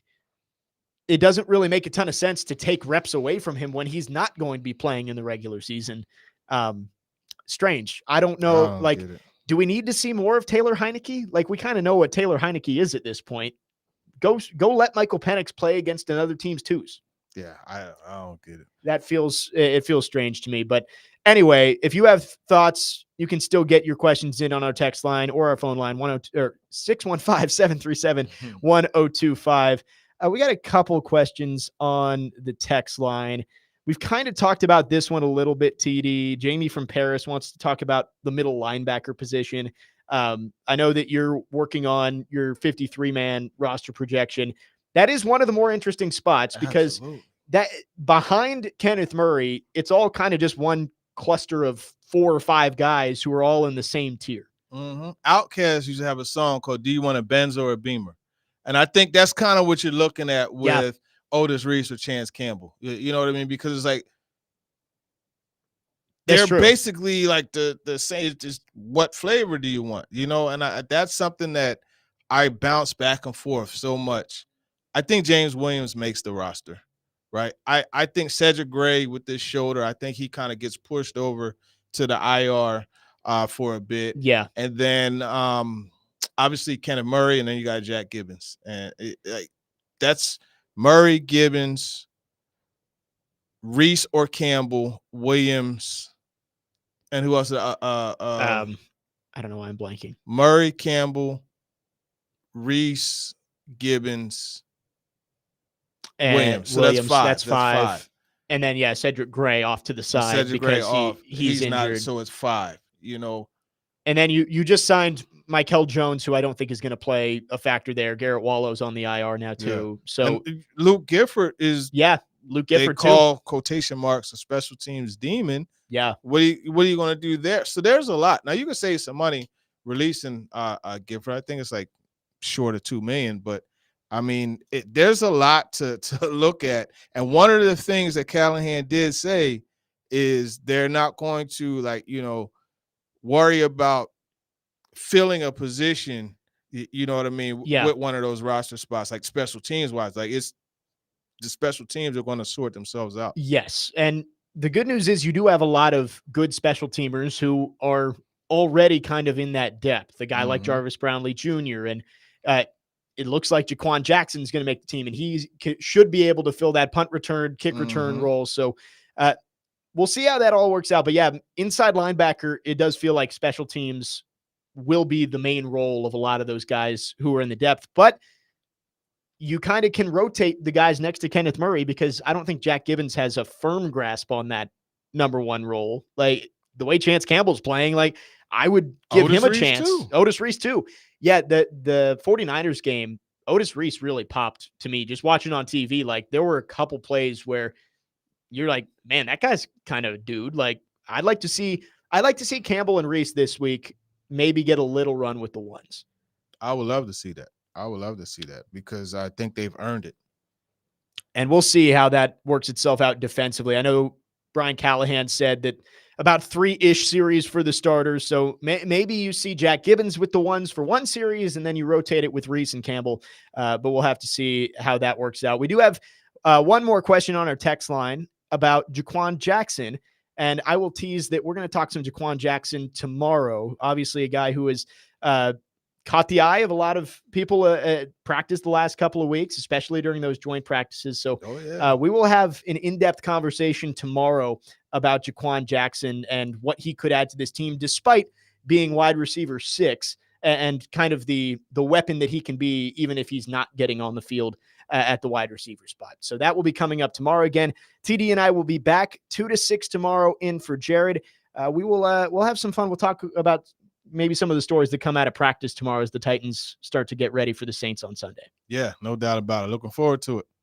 Well, it's been a fun one for us today. Thanks for everybody who's called and texted in. We got some great stuff on our phone lines driven by WilsonCountyHyundai.com. Again, TD and I will be back filling in for Jared tomorrow afternoon from 2 to 6 as well. We'll talk some wide receivers. We'll talk some cornerbacks. We will talk everything Titans as we gear up for the end of the preseason. That's coming up tomorrow. Coming up next, ESPN Radio here on 102.5 and 106.3 The Game.